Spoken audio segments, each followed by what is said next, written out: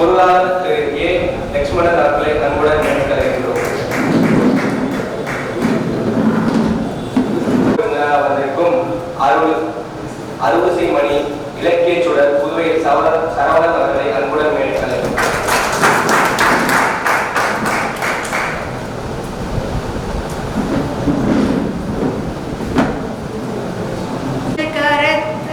யானை முகத்தனை இந்தில் எழுந்திரை போன்ற எத்தனை நந்தி மகந்தனை புந்தியில் வைத்தடி போற்றுகின்றேனே. நல்லதே நடக்க வேண்டும், நல்லதே நடக்க வேண்டும், அல்லவை எல்லாம் நீங்கி நல்லதே நடக்க வேண்டும், நல்லதே நடக்க வேண்டும். நாட்டார் பெருமக்கள் அனைவருக்கும் காலை வணக்கத்தினை தெரிவித்துக் கொள்கின்றேன். நமது நகர்த்தார் சங்கத்திலே முதியோர்களுக்கான இந்த நிகழ்வு இரண்டாவது நிகழ்வு. இது கடந்த ஒவ்வொரு மாதமும் 3வது ஞாயிற்றுக்கிழமைகளில் இந்த நிகழ்வு நடைபெற்று கொண்டிருக்கின்றது. கடந்த முறை திருப்பரங்குன்றம் தெப்பத் திருவிழா நடந்ததால் அந்த நிகழ்வு இன்றைய தினம் நடக்கின்றது. ஒவ்வொரு மாதமும் இந்த நிகழ்விற்கு உபயதாரர்கள் மனமுவந்து தங்களை பெயர்களை கொடுத்திருக்கின்றார்கள். இந்த நிகழ்வு அனௌன்ஸ் பண்ண உடனே நான் ஒரு மாதம் ஏற்றுக்கொள்கிறேன் அப்படின்னு சொல்லியிருக்காங்க. அவருடைய அந்த நம்ம வாட்ஸ்அப்பில் அந்த 12 மாதமும் யார் யார் கமிட் பண்ணியிருக்காங்க அப்படிங்கிறது நம்ம வாட்ஸ்அப்பில் போட்டிருக்கான். ஸோ அந்த அடிப்படையில் நடக்கிறது. இது மட்டுமல்ல, நமது நகர விடுதியிலே என்னென்ன செயல்பாடுகள் நாம் செய்ய இருக்கின்றோம் என்று கூறிய உடனே நம்முடைய நாட்டார் பெருமக்கள் மனமோந்து நன்கொடைகளை அளிக்கின்றார்கள். மாடியில் இப்போ ஒரு 10 ரூம் கட்டுறதுக்கு நாளைக்கு டச் பண்ணுறோம். அது மாதிரி 21ஆம் தேதி அன்று மரத விநாயகர் அந்த ஆலயத்திலே பாலாலய நிகழ்வு நடைபெற இருக்கின்றது. இதற்கெல்லாம் பார்த்துருப்பீங்க. உபயதாரர்கள் நான் அதை ஒவ்வொன்றும் ஏற்றுட்ருக்காங்க. உண்மையிலே இந்த நேரத்திலே அதை நான் மகிழ்வோடு அவர்களுக்கெல்லாம் நான் நன்றியை தெரிவித்துக் கொள்கின்றேன். ஆனால் அதான் நம்ம ஒவ்வொருக்கும் நம்ம ஒவ்வொருத்தரையாக கொடுங்க அப்படிங்கிறத விட சிறப்போடு அவர்களாக மனம் இருந்தால் தான் நம்ம அந்த சிறப்பாக நாம் நடைபெற முடியும். இந்த மாதிரி அந்த திருப்பரங்குன்றம் மரத விநாயகர் சொல்லுவாங்க, நகர்த்தாரில் ஒரு விழா நடந்தால் அதில் நம்முடைய பங்களிப்பு இருக்க வேண்டும் என்று கூறுவார்கள். அது மாதிரி அந்த திருப்பரங்குன்றத்தில் நடக்க இருக்கக்கூடிய கும்பாபிஷேகத்தில் அந்த குடமுழுக்கு விழாவிலே ஒவ்வொரு நகர்த்தாரும் அது சிறிய தொகையானாலும் சரி, பெரிய தொகையாக இருந்தாலும் சரி, அது பொருளாலும் சரி, இல்லை ஒவ்வொருவரும் அதில் உங்களுடைய பங்களிப்பு இருக்க வேண்டும் என்று கேட்டுக்கொள்கின்றேன். பிறகு விவரமாக தலைவர்கள் நாளைய நிகழ்வு மற்றும் 21ஆம் தேதி நிகழ்வுக்கான விளக்கங்களை அவர்கள் தலைமை உரையிலே கூற இருக்கின்றார்கள். இப்பொழுது எனக்கு அளித்த அந்த பணிகளை இப்பொழுது வருகின்றேன். இன்றைய நிகழ்விலே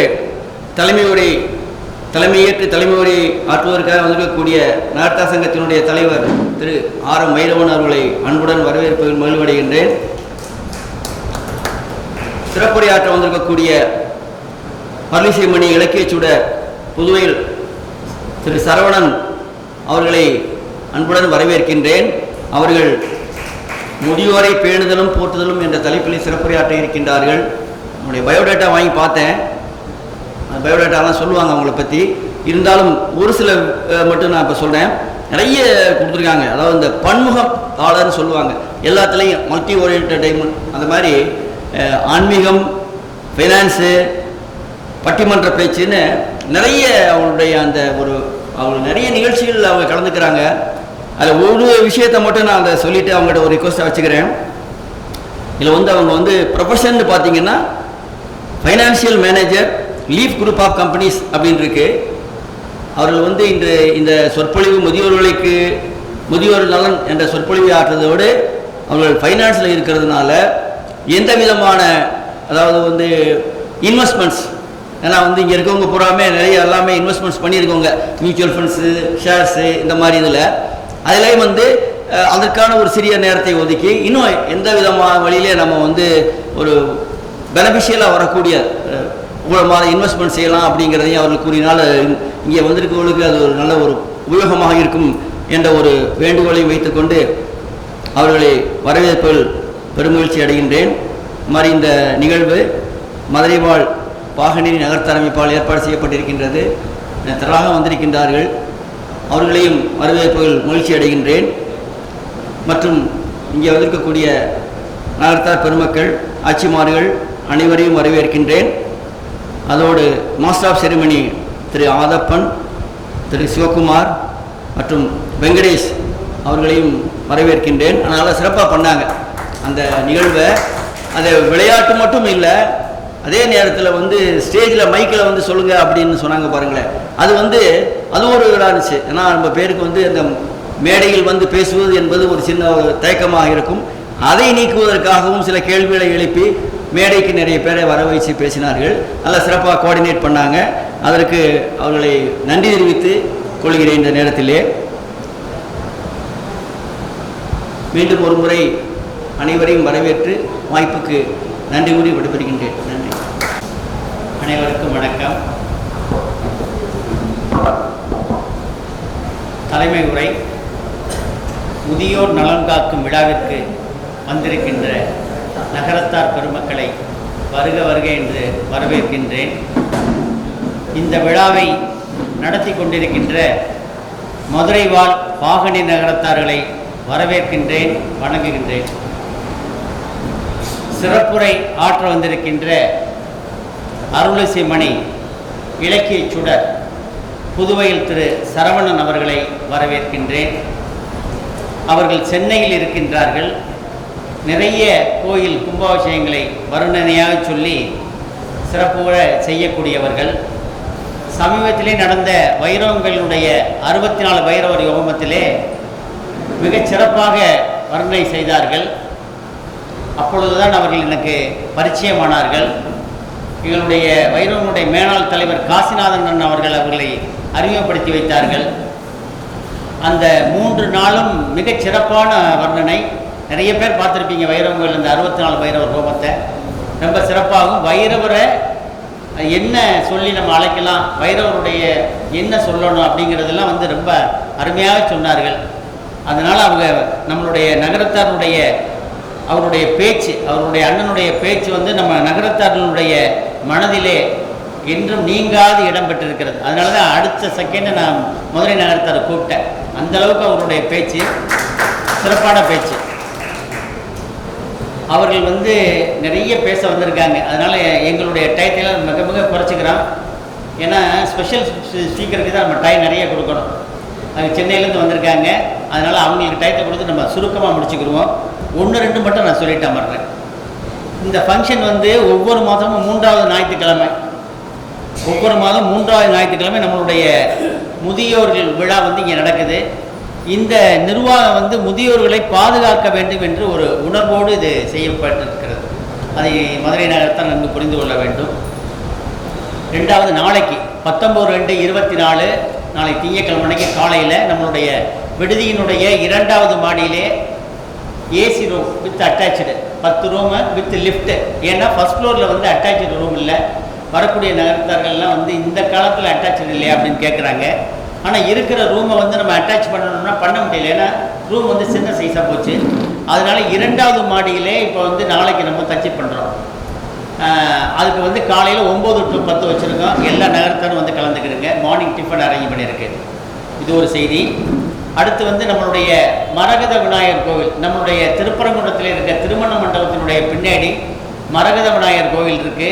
அதுக்கு வந்து கும்பாபிஷேகம் பண்ணுறதுக்காக பாளாயம், கோபுர பாளாயம் பண்ண இருக்கோம்.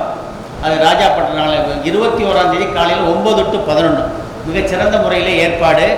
அங்கேயே அனைத்து நகரத்தாரும் ஆட்சிமார்களும் வந்து அதை சிறப்பு பண்ணணும்னு நினைக்கிறேன். வந்திருக்க அவசியம். அங்கே மார்னிங் டிஃபன், மத்தியானம் லஞ்ச் ஏற்பாடு பண்ணியிருக்கு. அந்த திருப்பரங்குன்றத்தை பொறுத்தளவுக்கு கும்பாபிஷேகம் வந்து பாகனின் முத்துப்பாலான கண்ணப்பனுடைய வழிகாட்டின் பேரில் நடக்குது. அது எப்படி செய்யணும், என்ன செய்யணும், அவங்களுடைய வழிகாட்டின் பேரில் நடக்குது. அதனால் அவசியம் வந்துடுங்க. நம்ம பொறுப்பேற்ற உடனே முதல்ல மதுரையில் நம்ம செஞ்சது ஒரே ஃபஸ்ட்டு என்ன பண்ணோம்னா, எல்லார் வீட்டுக்கும் போய் ஓட்டு கேட்கும்போது ஓல்டு ஏஜுக்கு ஏதாவது பண்ணணும் அப்படிங்கிறது தான் எங்களுடைய விருப்பம். நம்ம வந்து வந்த 10வது நாள் ஒரு அறிவித்தோம். உங்களுக்கு எல்லாருக்குமே தெரியும், 65 வயசுக்கு மேலே எதுவா உள்ள குடும்பத்திற்கு மாத பென்ஷன் அப்படின்னு ஆரம்பித்தோம். 76 ஊர் அதை திரும்பி பார்த்தாங்க. வந்த உடனேயே மதுரை நகரத்தார் சங்கம் இமீடியட்டாக ஒரு ஒரு ஸ்கீம் ஆரம்பிச்சிருக்காங்க. அது எல்லா நகரத்தார் சங்கமும் ஆரம்பிக்கணும் அப்படிங்கிற ஒரு இன்டென்ஷன் வந்தது. அந்த பென்ஷன் ஸ்கீம் இன்று வரை நல்லா தொடர்ச்சியாக போகுது. ஸ்பான்சர்ஸ் அருமையாக கிடைச்சிருக்காங்க. ஸ்பான்சர்ஸ் நிறையா இருக்காங்க. பென்ஷன் வாங்குறவங்க குறைவாக இருக்காங்க. அதனால் யாராவது பென்ஷனுக்கு அப்ளிகேஷன் கொடுக்கணும்னா எங்களுடைய மேனேஜர் அணியை அந்த அப்ளிகேஷன் கொடுக்கலாம். அது ஒரு ஸ்கீமு. அதுமாரி ஒவ்வொரு மாதமும் நாங்கள் பொறுப்பேற்ற பிறகு மேலே ஒவ்வொரு ஞாயிற்றுக்கிழமையும் 10லேருந்து 1 வரைக்கும் திருமண சேவை நடக்குது.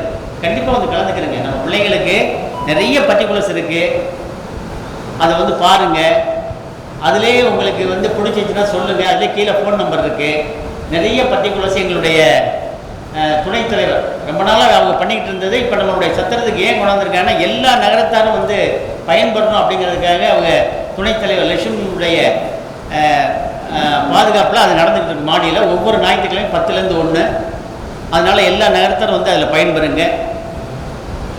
இன்னொரு மகிழ்ச்சியான செய்தி உங்களுக்கு எல்லாம் நேற்று கார்த்திகைக்கு வந்திருக்கவங்களுக்கெல்லாம் நான் சொல்லியிருந்தேன். இந்த நிர்வாகம் பொறுப்பேற்ற உடனே நாங்கள் என்ன சொன்னோம்னா வேலை வாய்ப்பு, நம்ம பையங்களுக்கு வேலை வாய்ப்பு நம்ம வாங்கி கொடுக்கணும் அப்படிங்கிறது எங்களுடைய மிக முக்கியமாக இருந்தது.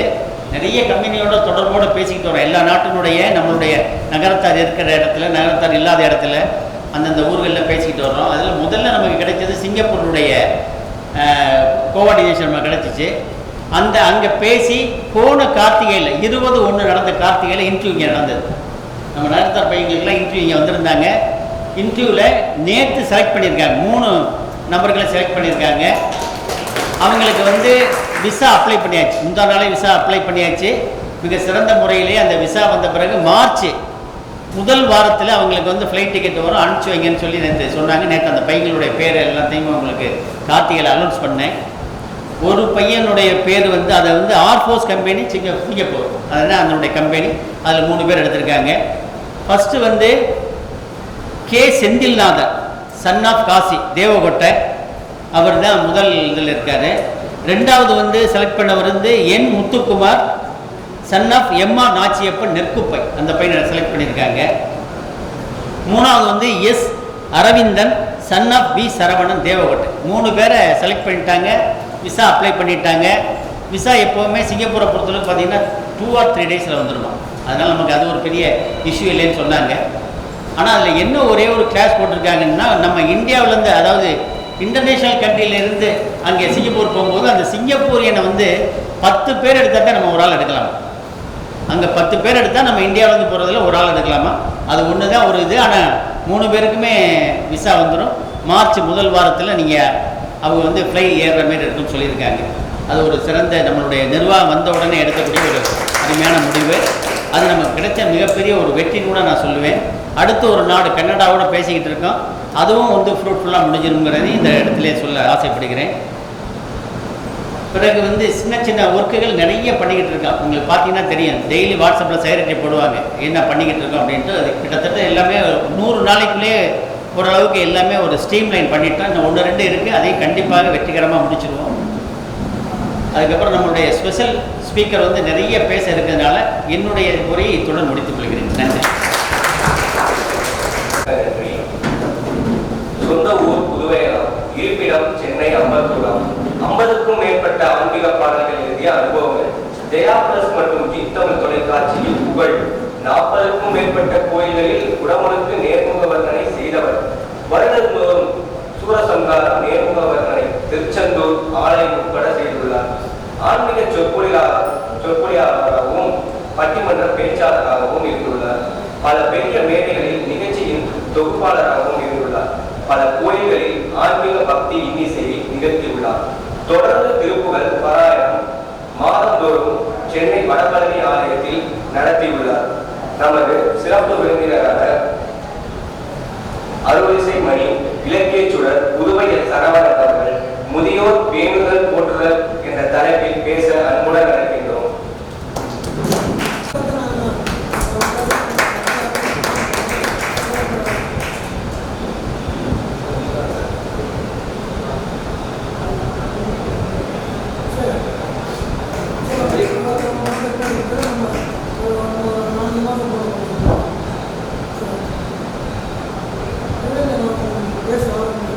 தாயை வணங்கி அற்புத கீர்த்தி வேண்டின், ஆனந்த வாழ்க்கை வேண்டின், நற்பொருள் குவிதல் வேண்டின், நலமெல்லாம் பெருக வேண்டின், கற்பகமூர்த்தி தெய்வ களஞ்சிய திருக்கை சென்று பொற்பதம் பணிந்து பாரி பொய்யில்லை கண்ட உண்மை என்பதற்கு ஏற்ப முழுமுதற் கடவுள் மூஷிக வாகனன் விநாயக பெருமானை தொழுது, வேலுண்டு வினையில்லை, மயிலுண்டு பயமில்லை, குகனுண்டு குறையில்லை மனமே, நம் கந்தனுண்டு கவலை இல்லை மனமே என்று கந்த பெருமானாம் நம் சொந்த பெருமான் பழனி ஆண்டவன் பாதம் பணிந்து, மன்றிலே எடுத்த கால் என் மனையிலும் எடுத்துவை, மனதிலே நினைத்த நன்மை விரைவிலே முடித்துவை, என்றும் தீமை அணுகிடாமல் ஈசனே தடுத்துவை, ஏற்றும் அன்பர் குழுவில் என்னை சேர்த்துவை நடேசனே என்று நமது மதுரை சொக்கநாதரை பணிந்து மதுரை மீனாட்சி அம்மனை வணங்கி, அற்புதமான இந்த விழாவில் என்னுடைய அடியேனின் பேச்சை கேட்பதற்காக அமர்ந்துள்ள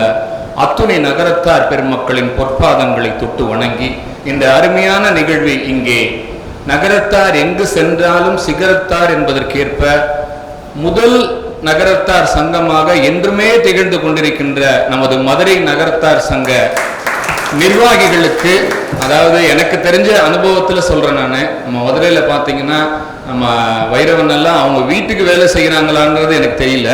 அதனால அவங்க ஆட்சிங்கெல்லாம் அதுக்கு ஒத்துழைக்கிறாங்க. என்னைக்குமே எல்லா ஆட்சிங்களும் கொஞ்சம் செட்டியாருக்கு ஒரு ஆட்சி பேசினாங்க, ஆட்சி செட்டியார் எங்க இருக்காருன்னு செல்போன்ல பாக்குறதுக்காக செல்போன் வேணும்ன்றாங்க. ஏன்னா வீட்லயே நம்ம நிறைய சண்டை அடிச்சுட்டு இருக்கோம், அதே செல்போன்ல ஆட்சி செட்டியார் எங்க இருக்காருன்னு பாக்கணுமா?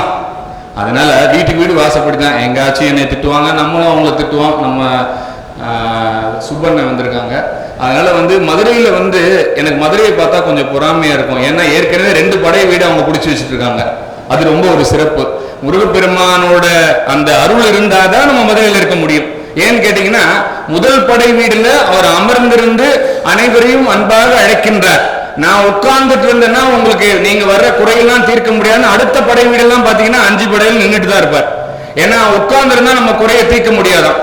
அதனால மற்ற படை வீடுகளில் எம்பெருமான் முருகப்பெருமான் 5 படை வீடுகளில் நின்ற கோலத்தில் தான் காட்சி தருவாராம். ஏன்னா மதுரையை பார்த்து நான் என் பொறாமப்படுறேன்னு கேட்டா, 2 படை வீட்டிலேயே நீங்க இருக்கிறதுனால ஒரு பக்கம் பலம் மீனாட்சி தாயாக உங்களுக்கு அருள் செய்து கொண்டிருக்கின்றால், அந்த எம்பெருமான் முருகப்பெருமான் 2 படை வீடையும் நீங்க இங்க வச்சுருக்கிறதுனால முதல்ல இருக்கவங்க எப்பவுமே ஆனந்தமா இருப்பாங்க. அண்ணன் இப்ப பேசும்போது சொன்னாங்க, ஒரு உரையா நான் சொல்லிடுறேன். தலைமை உரை பேசும்போது அவங்க செக்ரட்டரி சொன்னாங்க, சோமசுந்தரம் அண்ணன் ரொம்ப அருமையா பேசினாங்க. அதாவது என்னன்னா, மதுரைக்கு இந்த மண்ணுல வந்துட்டா நம்ம அதாவது சென்ற இடங்கள்லாம் சிறப்புன்னு சொன்னா, நம்ம கன்றமாணிக்கத்தை சேர்ந்த நம்ம கல்யாண சுந்தரன் சென்னையிலையும் மதுரையில நம்ம ஆதரவு பண்ணணும். அவங்க பெற்றோர்களுக்கு தான் முதல்ல நன்றி பாராட்டணும். இன்னைக்கு நிறைய மேடையில பெரியவர்களும் குழந்தைங்களும் பேசுறாங்கன்னா அண்ணன் அவங்க ஃபேமிலி ஒரு எடுத்துக்காட்டு. இன்னைக்கு எல்லாரும் பயப்படாம பேசணும். தம்பி எந்த ஊருன்னு தெரியல, நல்ல ப்ரோக்ராம் கண்டக்ட் பண்றாங்க. கோனாபட், எங்க அம்மா பிறந்தது கோனாபட். அதனால என்னன்னாங்க, அதாவது இவ்வளவு பெரியவங்களையும் இன்னைக்கு இந்த மேடை இப்பதான் ஆரம்பிச்சிருக்காங்க. நான் உண்மையா சொல்றேன், நான் எத்தனையோ மேடை ஏறி இருக்கேன். 2வது நலன் காக்கும் விழாவில் இத்தனை பேர் இருக்காங்கன்னா அது ரொம்ப சிறப்பான விஷயம். நான் பெருமைக்கு சொல்லல. இன்னைக்கு இருக்க காலகட்டத்துல இப்ப ஆட்சி செல்போனை பத்தி சொன்னாங்க. இன்னைக்கு பிறந்த குழந்தைகள் தவழ்கின்றதோ இல்லையோ செல்போனை தவழுது. பிறந்த குழந்தை செல்போனை தேய்க்குது. இதுதான் இன்னைக்கு உலகம். அப்படி இல்லைன்னா இருக்க முடியாது. அதாவது எத்தனையோ அப்ளிகேஷன் வந்துட்டாங்க. அந்த அப்ளிகேஷனே ஆப்னு தான் சொல்றோம். இன்னைக்கு அந்த காலத்துல நம்ம அப்பத்தா ஆயாலாம் ரொம்ப அருமையா சோறு ஊட்டினாங்க. ஆட்சியெல்லாம் நிறைய பேர் இருக்கீங்க, நல்லா தெரியும். ஐத்து அடிச்சாலா அப்பத்தா அடிச்சாலா அப்படின்லாம் பாட்டெல்லாம் இப்ப எங்க நம்ம பாட்டு கேட்கிறோம், எங்கேயுமே கேட்கல. இப்ப அன்னைக்கு நான் ஒரு இதுக்கு போயிருந்தேன், ஒரு நிகழ்ச்சிக்கு போயிருக்கும் போது நம்ம ஒரு நகரத்தார் குழந்தைக்கு சோறு ஊட்டுறதுக்கு அவங்க அப்பத்தா சொல்றது, இங்க வாடி நம்ம ஒரு தூணில போட்டு தட்டி சோறு ஊட்டி தூங்க வைப்போம். அதுக்கு அவங்க மருமக சொல்லுது, அதெல்லாம் வேண்டாம், அதுக்கெல்லாம் என் பிள்ளை சாப்பிடாது, இந்த ஆப்பை கொடு சாப்பிடு. சோறு ஊட்டுறதுக்கு ஒரு ஆப்பு, சோறு ஆர்டர் பண்றதுக்கு ஒரு ஆப்பு. அந்த உலகத்துல நம்ம இப்ப இருக்கோம். அதனால செல்போன் அண்ணன் சொன்னாங்க, ஒருத்தவங்க பேசினவங்க ரொம்ப அருமையா சொன்னாங்க, அது தேவைக்கு ஏற்ப பயன்பாடுக்கு ஏற்ப நல்ல விதமாக அதை நாம் பயன்படுத்தினால் எந்த தொல்லையும் இல்லை. அதாவது நம்மளால இப்போ கடல் கடந்து போக முடியல வயசானவங்க, அப்போ வீட்டுல இருந்தபடியே நம்ம பேரம்பேத்தி வெளிநாடுல தவழ்ந்து கொண்டிருக்கிறது என்று பார்க்கின்ற காலம் என்றால் அந்த செல்போன் நிச்சயமா வேணும். பட்டன் போனும் வேணும், செல்போனும் வேணும். அண்ணன் நமது செக்ரட்டரி முதல்ல பேசும்போது சொன்னாங்க, அவங்க வந்து நான் ஃபினான்ஷியல் மேனேஜ்மெண்ட்டில் இருக்கிறதுனால நான் நிச்சயமாக என் பேச்சை முடிக்கும் பொழுது எந்த விதமான இன்வெஸ்ட்மெண்ட்டு இந்த முதியோர்களுக்கு வேணுன்றது நான் கடைசியில் சொல்கிறேன் அண்ணன் கேட்டுக்கொண்டதுக்கு இணங்க. அது மட்டும் இல்லாமல் என் மேலே வந்து இந்த வைரவம்பட்டியில் வந்து சிவாச்சாரியார், நம்ம வைரவம்பட்டி சிவாச்சாரியார் கடைசியில் நான் கிளம்பும்போது சொன்ன ஒரே ஒரு தகவல், நான் தினந்தோறும் அந்த மார்த்தாண்ட பைரவருக்கு பூஜை பண்றேன். அந்த பைரவர்ல தலையிலேருந்து உச்சந்தாள் வரைக்கும் அந்த பைரவருக்கு இவ்வளோ விசேஷம் இருக்குன்னு நீங்க பேசினது ஒரே ஆள் அப்படின்னாங்க. நான் ஒரு நிகழ்ச்சிக்கு போனேன்னா நான் பெருமைக்கு சொல்லல, நான் தமிழ் படிக்கல, எல்லாமே எனக்கு போட்டது பழனி ஆண்டவன் போட்ட பிச்சை தான். என்னன்னு கேட்டீங்கன்னா, ஒரு வருஷம் 10 வருடத்திற்கு முன்பு நான் பழனிக்கு எல்லாரும் சொன்னாங்கன்னு சொல்லிட்டு நம்ம ஹைகோர்ட் சுப்பனெல்லாம் இருக்காங்க, அவங்களுக்குலாம் தெரியும். நான் பழனிக்கு கூட கூப்பிட்டாங்க அப்படின்னு சும்மா விளையாட்டா போகும்போது இன்னைய வரைக்கும் நான் காவடியோட போயிட்டு இருக்கேன். என்னால முடிஞ்ச எத்தனை காவடிக்கும் நான் பாடல் பாடி போயிட்டு தான் இருக்கோம். ஏன்னு கேட்டீங்கன்னா, அப்ப போகும்போது முதல் காவடி எடுத்த அழகப்பண்ண பள்ளத்தூர் அவங்க சொன்னாங்க, இவ்வளவு அருமையா பாடுறீங்க தம்பி, நம்ம காவடியோட ஏன் வரக்கூடாதுன்னு சொல்லிட்டு நம்ம ஐயா 2 பேர்த்தையும் கொண்டு போய் நம்மள அவங்க அறிமுகப்படுத்தினாங்க. இன்னை வரைக்கும் இறைவன் போட்ட பிச்சை. நம்ம 2 ஐயாவுக்கு நான் போன் பண்ணா சரவணன் சொல்லுங்கன்னு சொல்லுவதற்கு வச்சிருந்தோம்னா நம்ம இறைவன் இருக்கான். நிறைய பேர் கேட்பாங்க, நம்ம சங்கடத்துல இருக்கும்போது இறைவன் இருக்கானான்னு கேட்போம். எல்லாருக்கும் வரும் அந்த சங்கடம். இப்ப முதியவர்கள்லாம் நிறைய கேட்போம் அந்த கேள்வியை. ஏன்னா அன்பு, அரவணைப்பு, பாசம் அத்தனையும் கொட்டி ஒரு பிள்ளையும் நம்ம வளர்க்கிறோம். அவங்க இன்னைக்கு அவங்க வீட்டுக்கு பேர் வைக்கிறாங்க.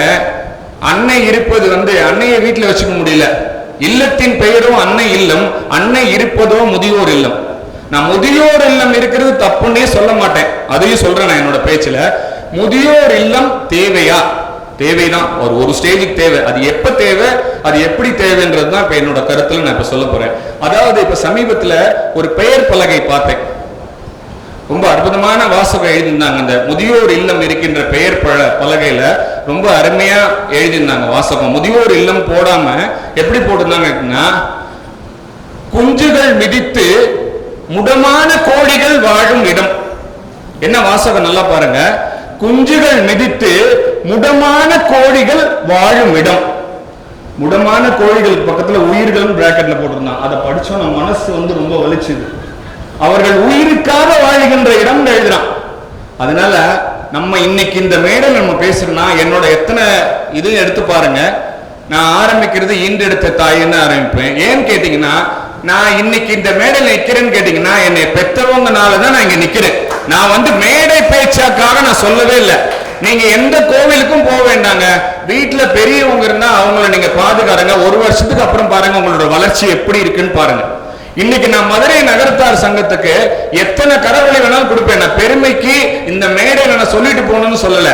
இன்னைக்கு வந்து அவங்க இத்தனை பேரை வர வச்சு அவங்க மோட்டிவேட் பண்ணிருக்காங்க. அந்த கேம் அது எங்கேயுமே கிடைக்காது.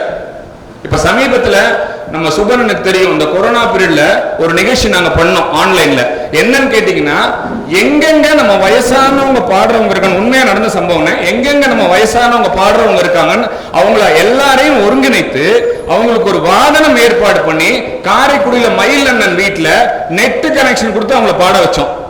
இன்னைக்கு எங்க பார்த்தாலும் அவங்க சொல்லுவாங்க, பெத்த பிள்ளைங்க கூட என்னைய தேடலப்பா, நான் இன்னும் பாடணும்னு துடிக்கிறேன், நீங்க பாட வச்சீங்க.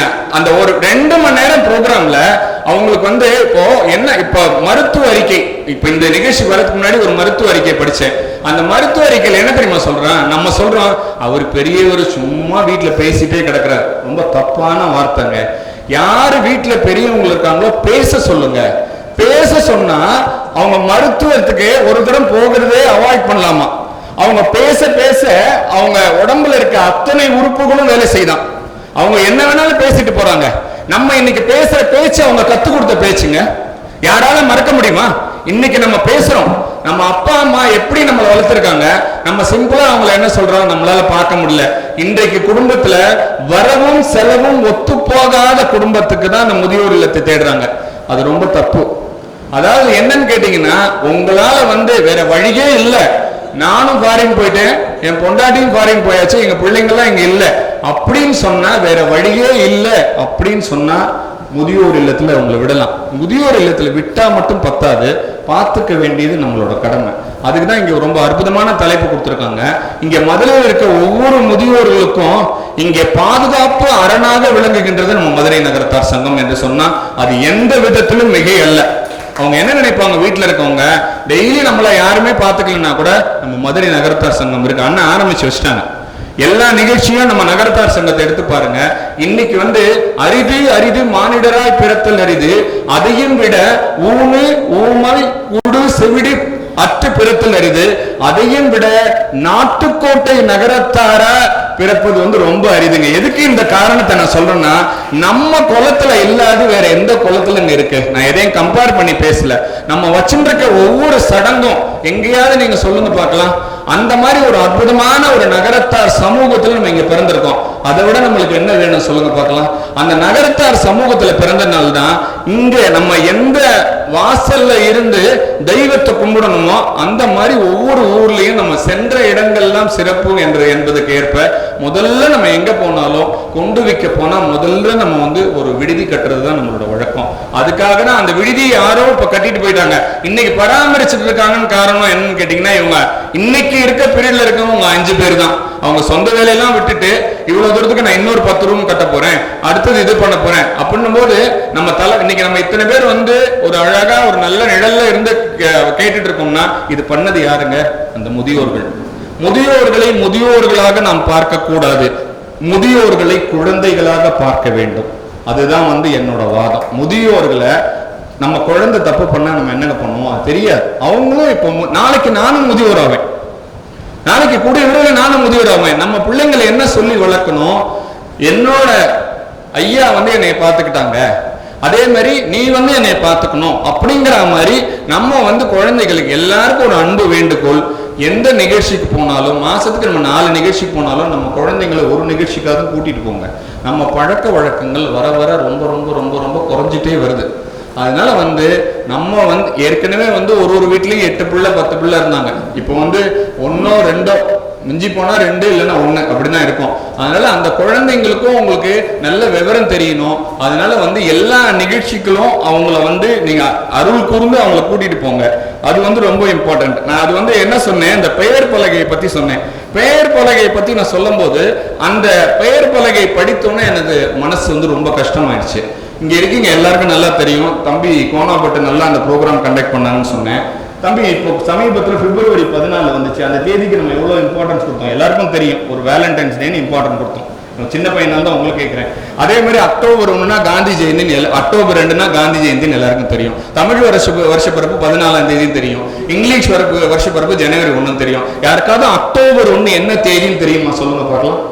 யாராவது ஒரு ஆள், பெரியவங்களோ சின்னவங்களோ, அது குறிப்பா தெரிஞ்சுக்க வேண்டியது இளம் வயதுல ஒரு பையன் உட்காந்துருக்காப்ல. அக்டோபர் 1 என்ன நிகழ்ச்சின்னு தெரியுமா? அப்ப தம்பி நான் ஒரு இதுக்காக கேட்கல, நான் இங்க பரீட்சையை வச்சுட்டு இருக்கிறதுக்காக கொஸ்டின் பேப்பர் கொடுக்கறதுக்காக கேட்கல, எதுவும் பயப்பட வேண்டாம். அக்டோபர் 1 என்ன நிகழ்ச்சின்னு யாருக்காவது தெரியுமா? நம்ம முதியோர் நலன் காக்கும் அந்த வருஷத்துக்கு ஒரு தடவை தான் அந்த முதியோர் நலன் காக்கும் நிகழ்ச்சின்றது சென்ட்ரல் கவர்மெண்டே டிக்ளேர் பண்ணிருக்காங்க. அந்த முதியோர் நலன் காக்கும் நிகழ்ச்சி எதுக்காக பண்ணாங்கன்னு கேட்டீங்கன்னா, உங்களுக்கு நல்லா தெரியும், வயதுல மூத்தவர்களுக்கு நம்ம புகை வண்டியில நம்ம செல்லணும்னா அதுக்கு உண்டான சீனியர் சிட்டிசன் ஒன்று கொடுக்குறாங்க. இப்போ நீங்க வங்கிக்கு போனீங்கன்னா அவங்களுக்கு தனியா ஒரு கியூ கொடுக்குறாங்க. அது மட்டும் இல்லாமல் அவங்க கொடுக்குற அந்த இன்ட்ரெஸ்ட் ரேட்ல ஒரு 0.5% எக்ஸ்ட்ரா கொடுக்குறாங்க. ஒரு அரசாங்கமே இது மாதிரி கொடுக்கும்போது நம்ம வீட்டில் இருக்க முதியோரை நம்ம ஏங்க பார்க்க கூடாது?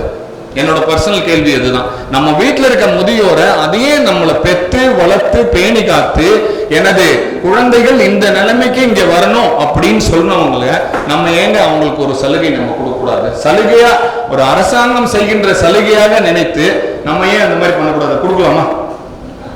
நல்லா கொடுக்கலாம்ல. அதனால நான் முதியோர்களை பத்தி, முதியோர்கள் எல்லாருமே நல்லவர்கள் அப்படின்னா நான் சொல்றேன். பட் அவங்களுக்கு அந்த வயது மூப்பின் காரணமாக அவங்க என்ன செய்யறாங்கன்னு அவங்களுக்கு தெரியல. தப்பு அவங்க சைடு இருக்கு. அதுதான் முதல்ல நான் சொன்னேன், முதியோர் இல்லம் தேவையா? தேவைதான். ஆனா இப்ப இருக்க காலகட்டத்தில் என்னன்னு கேட்டீங்கன்னா, அவங்க தெரியாம சொல்லிடுறாங்க. இப்போ வர்ற காலகட்டத்துல சின்ன பிள்ளைங்க எதையும் எடுத்துக்க மாட்டாங்க. நீ வேணா உங்க அம்மாவை பாரு, நீ வேணா உங்க அப்பாவை பாரு, நான் மதுரை கோர்ட்டுக்கு போறேன், அவ்வளவுதான். இப்ப நம்ம இதுல நடக்கிறது அதுதான். நான் இருக்க பிராக்டிக்கல் சிச்சுவேஷன் நான் பேசுறேன். அதாவது நம்ம என்ன பண்ணணும், முதியோரா அன்னைக்கே நம்ம பெரியவங்க எல்லாம் சொல்லி வச்சிருக்காங்க, ராமா சிவான்னு இரு அப்படின்னா இந்த காலத்துல கூட்டு குடும்பமா இருக்கலாம். அது நான் தப்பே கிடையாது. நம்ம ஒண்ணு சொல்ல போய் அவங்க ஒண்ணு சொல்ல போய் மாத்தி மாத்தி நம்ம வாதங்கள் தான் வளர்கின்றதே ஒழிய, நான் திரும்ப எல்லார் பொறுப்பாதையும் தொட்டு என்ன கேட்டுக்கிறேன்னா, இப்ப கூட்டு குடும்பம்ன்றது ரொம்ப செதஞ்சு போச்சு. எல்லாமே 2 பேர் ஒரு ஆள் இப்படிதான் இருக்காங்க. காலையில வேலைக்கு போறாங்க, இந்த கூட்டு குடும்பத்தை சிதைச்சு விட்டுட்டு காசு காசு பணம் பணம் இப்படின்ட்டு போய் பசங்களை படிக்க வச்சு, பசங்க அவங்களுக்கு டாடா பை பை சொல்லி இன்னைக்கு ஃபாரின் போயிடுறாங்க. இவங்க இன்னைக்கு முதியோரா இங்க உட்கார்ந்துருக்காங்க. அப்பதான் வினை அறுத்தவன் வினை வைத்தவன் வினை அறுப்பான் அப்படிங்கிற மாதிரி ஒரு பழமொழிக்கு ஏத்த மாதிரி எல்லாரும் இப்ப தனிமையில வாடும்போது கூட்டு குடும்பம் சொல்லிட்டு தொலைக்காட்சியில வர்ற அத்தனை கூட்டு குடும்ப சீரியலையும் பார்த்துட்டு இருக்கோம். நம்ம அதுதான் பண்றோம். உண்மையா இல்லையா? அதாவது தயவு செய்து இந்த தொலைக்காட்சி சீரியல் நடக்கும்போது ஆதப்பண்ண யார் வீட்டுக்கும் போயிடக்கூடாது. தொலைக்காட்சி சீரியல் நடக்கும்போது மட்டும் எனக்கு நடந்த அனுபவத்தை சொல்றேன். இப்போ ஒரு மாசத்துக்கு முன்னாடி ஒரு ஆட்சி வீட்டுக்கு போனேன். அது சீரியல் நடக்குதுன்னு எனக்கு தெரியல. ஏதோ பாக்கியலட்சுமின்னு ஒரு சீரியல் போட்டிருந்தாங்க. ஆத்தி அவன் என்ன கோபி இடத்த வித்துட்டான மாதிரி பேர் நான் வந்திருக்கேன்னு அவங்களுக்கு தெரியவே இல்லை. அவரு செட்டியார் சொல்றாரு மெனக்கட்ட நம்ம புதுவையில் சரவணன் தான் வந்திருக்காப்ல. ஆட்சி அதை காதலே வாங்கல. சரி அண்ணே நம்ம தெரியாத நேரத்துல இங்க வந்துட்டோம் அப்படின்னு சொல்லி அண்ணே நான் கிளம்புறேன்னா அவருக்கு பாவம் நம்ம செட்டியாருக்கு கால் கை புரியல. நாளைக்கு சரவணன் அவன் வீட்டுக்கு போனேன்னு சொல்லி கொடுவாரு. அண்ணே நான் எதுவும் சொல்லனே, நம்ம அப்புறம் நான் ஆட்சியை பாக்குறேன். ஆட்சி ஒரு கல்யாண தாக்கலாதான் கேட்கணும் வந்தேன். இந்த இந்த விளம்பரம் போட்டு தம்பி அப்புறம் பேசுவோம் அப்படின்னு சொல்லு. இல்ல நடந்த உண்மைதாச்சு. எதுக்கு இதை நான் இங்க கோரிலேட் பண்றேன்னா, எத்தனையோ வீட்டுல முதியவர்கள் அந்த மாத்திரை போடணும்னு சொல்லி 8 மணி 8:30 மணிக்கு அவங்க வெயிட் பண்ணும்போது அவங்களுக்கு அந்த நேரத்துல குறிப்பாக பலகாரம் கிடைக்கல. நான் இதுக்காக சொல்ல, அதனால நான் என்ன சொல்றேன், அவர்களுக்கு பிடித்த வாழ்க்கையை நம்மளை இவ்வளவு தூரத்துக்கு வளர்த்து விட்டவங்கள அவங்களுக்கு பிடித்த வாழ்க்கையை அவங்க வாழ்வதற்கு நாம் உதவ வேண்டும். நான் கம்ஃபர்டபுளா முதியோர் இல்லத்துல நான் இருக்கேன். வீட்டுல இருக்கிறதோட எனக்கு ரொம்ப சிறப்பா இருக்கு. இப்ப இருக்க முதியோர் இல்லத்துலாம் ரொம்ப ஐஃபையான இருக்க முதியோர் இல்லம்லாம் இருக்கு. பட் நம்ம பையன் என்ன நினைக்கிறான், அடடா நம்ம பெத்தவங்களை கொண்டு போய் முதியோர் இல்லத்துல விட்டுருவேன், 4 பேர் பேசுவாங்க அப்படின்றதுக்கு ஒரு பக்கம் பயப்படுறாங்க. அதனால அவங்களுக்கு அங்க இருக்கிறதுல ரொம்ப சிறப்பு அப்படின்னு சொன்னா அதுல கொண்டு போய், அதுதான் நான் சொன்னேன் முதியோர் இல்லம் தேவையா அப்படின்னு நான் கேட்கும் போது அது நிச்சயமா தேவை முதியோர் இல்லத்துல. ஏன்னு கேட்டீங்கன்னா அவங்க வீட்டுல இருக்கிறத விட அங்க ரொம்ப சிறப்பா இருக்கேன் அப்படின்னு சொன்னா அதுல கொண்டு போய் விடுறதுல என்னைய பொறுத்த வரைக்கும் தப்புன்னு நான் சொல்ல மாட்டேன். ஆனா கொண்டு போய் விடுறது மட்டும் நம்ம கடமை கிடையாது. அவங்கள தொடர்ந்து பார்க்கணும், அதுதான் நம்மளுக்கு முக்கியம். வாரந்தோறும் நம்ம முடிஞ்சா வாரந்தோறமோ மாதந்தோறமோ. இது எதுக்கு நான் சொல்றேன்னா, இப்போ வளர்ந்து வரும் காலகட்டங்கள்ல அன்னைக்கு நம்ம பெரிய வீட்டுல இருந்தோம், இன்னைக்கு எல்லாருமே ஒரு பிளாட்ன்ற டைப்ல எல்லாருமே போயிட்டோம். அதனால அவங்களுக்கு அங்க சௌகரியம் இருக்கு அப்படின்னு சொன்னா நம்ம கொண்டு போய் விட்டு இருக்கிறது மட்டும் கிடையாது, நம்ம அவங்கள போய் பார்க்கறது தான் அவங்களுக்கு ரொம்ப முக்கியம். ஆனா இப்ப எப்படி இருக்கும் தெரியுமா, காலம் எல்லாமே யூஸ் அண்ட் த்ரோ காலம். அன்னைக்கு சில்வர் டம்ளர்ல காஃபி குடிச்சோம். நம்ம நகரத்தார் வழக்கத்துல அத்தா லோட்டால காஃபி கொண்டா அப்படின்னு சொன்னோம். இப்போ அப்படி கிடையாது. எல்லா இடத்துலயும் பேப்பர் கப் வாங்கி முடிச்ச வேலை முடிஞ்சா தூக்கி போடு, அப்படிதான் இருக்கு. ஆனா முதியோர்கள் நம்ம யூஸ் அண்ட் த்ரோவா நம்ம நினைக்கவே கூடாது. அதை விட பாவம் வேற எதுவுமே இல்லை.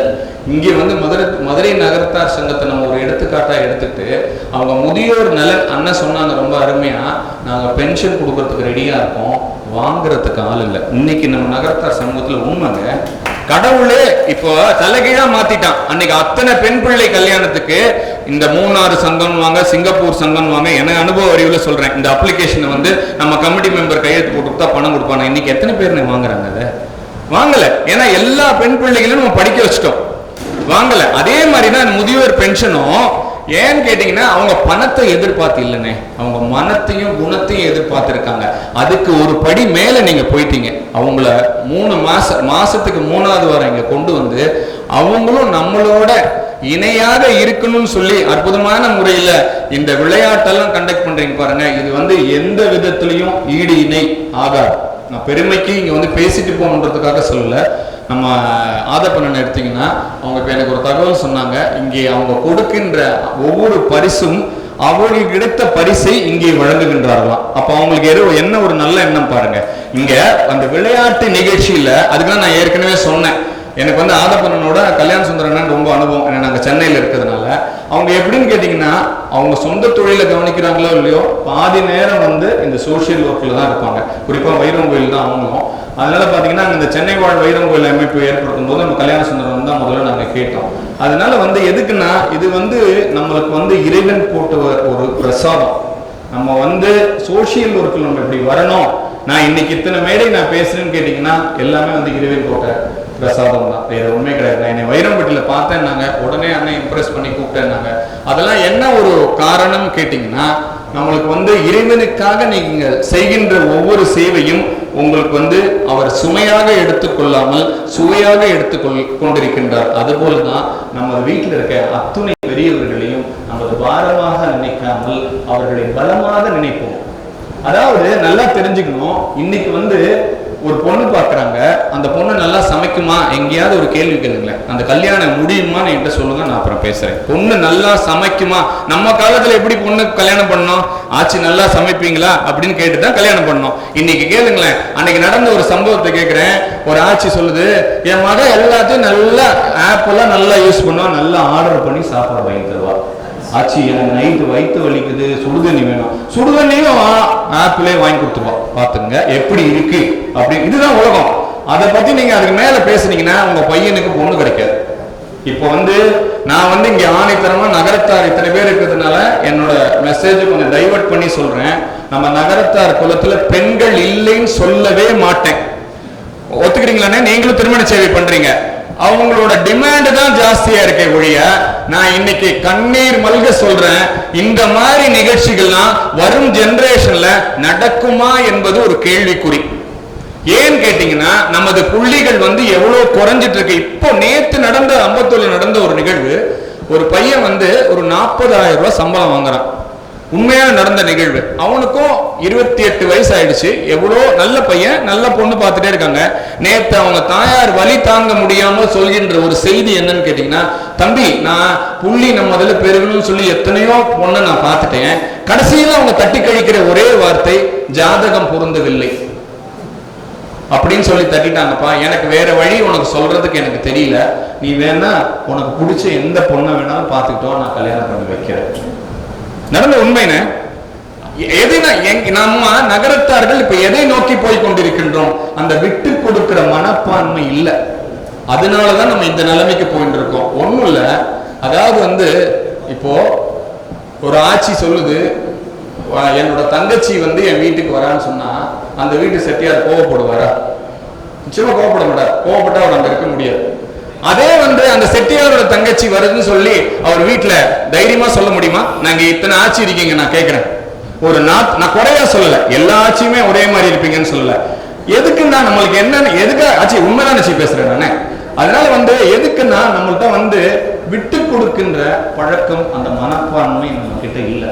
நம்ம நகரத்தாரோட நிகழ்ச்சியை எடுத்து பாருங்க. நான் பெருமைக்கு சொல்ல, ஒரு விழா இங்க பண்றீங்க, முதல்ல வந்து இறைவனுக்கு பாடுறீங்க, அதுக்கு உண்டான இறைவனுக்கு உண்டான பூஜையை பண்றீங்க, அதுக்கப்புறம் இறைவனுக்கும் பாடுறீங்க. வழக்கம் போல ஒருத்தர் அறிமுக முறை செய்யறாங்க எல்லாம்.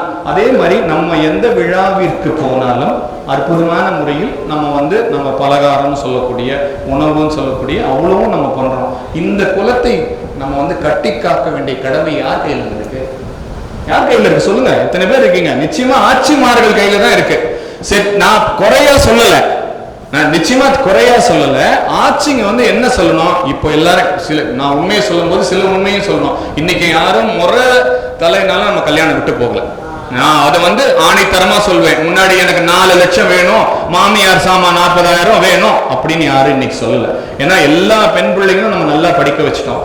அதனால நான் இப்பவும் சொல்றேன் உங்களுக்கு, அந்த ஜாதகம் மட்டும் பார்க்காம நீங்க எங்க போனாலும் உங்க செவிகளில் விழுகின்ற செய்தி இப்ப என்னன்னு கேட்டீங்கன்னா, முன்னாடி நம்ம என்ன கேட்டுட்டு இருந்தோம்? அத்தா என் மகளுக்கு ஒரு நல்ல மாப்பிள்ளை இருந்தா சொல்லுன்னு சொன்னோம். அந்த காலம் மாறி போய் என் பையனுக்கு ஒரு பொண்ணு இருந்தா சொல்லுங்க அப்படின்ற ஒரு நிலைமைக்கு வந்துட்டோம். ஆச்சு சிரிக்கப்படாது, உண்மையை சொல்லணும். அதானாச்சு நடக்குது இப்போ. அதனால இங்க இருக்கிறது அத்தனை ஊர் கூடி தேர் இழுப்போம் என்று சொன்னால் இங்கே குறிப்பா கையை விட்டு எந்த அளவுக்கு ஒரு 20 ஆட்சிங்க இருக்கீங்க. நீங்க பாக்குற அண்ணன் சொன்னாங்க ஞாயிற்றுக்கிழமை இங்க திருமண சேவை நடக்குதுன்னு. எல்லாரும் அருள் கூர்ந்து உங்க வீடு வேலையெல்லாம் விட்டுட்டு ஒரு வாரம் நம்ம ஒரு வாலண்டியர்ஸா எடுத்து நான் உங்களுக்கு ஒரு ஃபைல் எடுத்து காட்டுறேன். வந்து பாக்குறவங்களுக்கு பெரியவங்களா இருக்கவங்க நீங்க ஒரு அறிவுரை சொல்லுங்க. ஆச்சி நம்ம இதில் வந்து கல்யாணம் நடக்கிறது ரொம்ப சிரமமா இருக்கு, நம்ம பிள்ளைங்க வந்து நல்லா தெரிஞ்சுங்க ஆச்சி. நான் நேற்று நடந்த தகவலுக்கு ரொம்ப மன வருத்தப்பட்டேன். 40,000 ரூபாய் வச்சு சென்னையில ஒருத்தன் நல்லாவே குடும்பம் நடத்தலாம். நடத்த முடியாதுன்ற இல்ல, மனம் இருந்தால் என்ன வேணாலும் செய்யலாம். என்ன அந்த 40,000 ரூபாய் நம்ம பாத்திரத்துல போட்டு வடிச்சு சாப்பிட போறோம்? அந்த பொண்ணும் பாக்குற பொண்ணும் ஒரு 20,000 சம்பளம் வாங்குச்சுன்னா நல்லாவே இருந்துட்டு போகலாம். அதனால முதியவர்கள் மேலே தான், அதாவது இளையவர்கள் மேலே தான் நான் தப்புன்னு சொல்ல மாட்டேன். முதியவர்களும் என்ன பண்ணணும், கொஞ்சம் விட்டு கொடுத்து போகணும். நம்ம மகனும் மருமகளும் வேலைக்கு போறாங்களா, மாமியாரா அங்க இருக்கீங்களா, நீங்க கொஞ்சம் அட்ஜஸ்ட் பண்ணி போங்க. அப்படிதான், அப்படி போனாதான் இன்னைக்கு நம்ம குடும்பம் இருக்கும். முதியோர்களை பேணுதல் நான் ஒத்துக்கிறேன், நான் இல்லைன்னு சொல்ல. நீங்க டிவியில சீரியல் பார்க்கும்போது நம்ம மாமனாரா உங்க அப்பா எப்படி, உங்க அப்பா உங்க வீட்டுல இருக்காருன்னு நினைச்சுக்கோங்க, அவ்வளவுதான். 8:30 மணிக்கு அந்த சீரியல்ல வந்து நீங்க சீரியலும் பார்க்கணுமா, அதுக்கு முன்னாடி அவருக்கு உண்டான ஒரு மாத்திரை போடணும்னா அதுக்கு உண்டானதை நீங்க பண்ணிட்டு அந்த மாதிரி பண்ணீங்கன்னா எதுக்கு இந்த தகராறு வரப்போகுது. அதே மாதிரி அந்த முதியோர்களும் இன்னைக்கு நம்ம மருமக கொஞ்சம் டயர்டா இருக்கா, சரி நம்மளும் அட்ஜஸ்ட் பண்ணிக்குவோம், அவங்களும் அந்த விதண்டாவாதம் எதுவும் பண்ணாம பண்ணீங்கன்னா கூட்டு குடும்பம்ன்றது சிதையவே சிதையாதுங்க. நான் வேணா எழுதி தரேன். நம்ம ஒரு படி கீழே இறங்கி போவோம் எல்லாருமே. நான் முதியவராகவும் இருந்து பேசுறேன், இளையவராகவும் இருந்து பேசுறேன். அவங்க நம்ம கூட இருந்தாங்கன்னா நம்ம குழந்தையோட வளர்ப்பை பத்தி பாருங்க. இன்னைக்கு நம்ம குழந்தைங்களுக்கு பாதி குழந்தைங்களுக்கு நம்ம ரொம்ப வருத்தமா இருக்குங்க. என்ன கோவில்னு தெரியல, என்ன கோவிலும் தெரியல. இன்னைக்கு நம்ம எல்லாரும் நகரத்தார் குலம் இன்னைக்கு நம்ம குலதெய்வ கோவிலையும் நம்ம சொந்த கோவிலையும் கும்பிடுறதுனாலதான் நம்ம கரங்கள் வாங்க வேண்டிய இடத்தில் இருந்து கொடுக்க வேண்டிய இடத்திற்கு நாம் சென்றிருக்கோம்.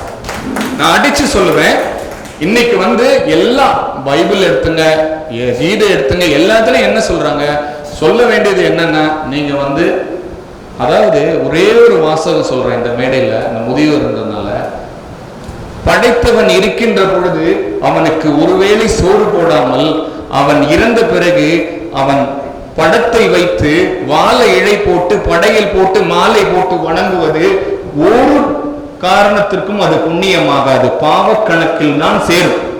எங்க அப்பா செத்த பிறகு நான் தவசம் கொடுக்குறேன், மாசம் மாசம் திதி கொடுக்குறேன்னு சொல்லி கா கா கான்னு கூப்பிட்டு அத்தனை நீங்க செய்கின்ற, ஆச்சு சிரிக்கப்படாது, செய்கின்ற புராணத்தை எடுத்து பாருங்க. புராணத்தை பார்த்துட்டு தான் சொல்றேன். நீங்க வைக்கின்ற அந்த சாதமானது அவர்களுக்கு, அவர்கள் ஆன்மாவுக்கு போய் சென்று சேராது.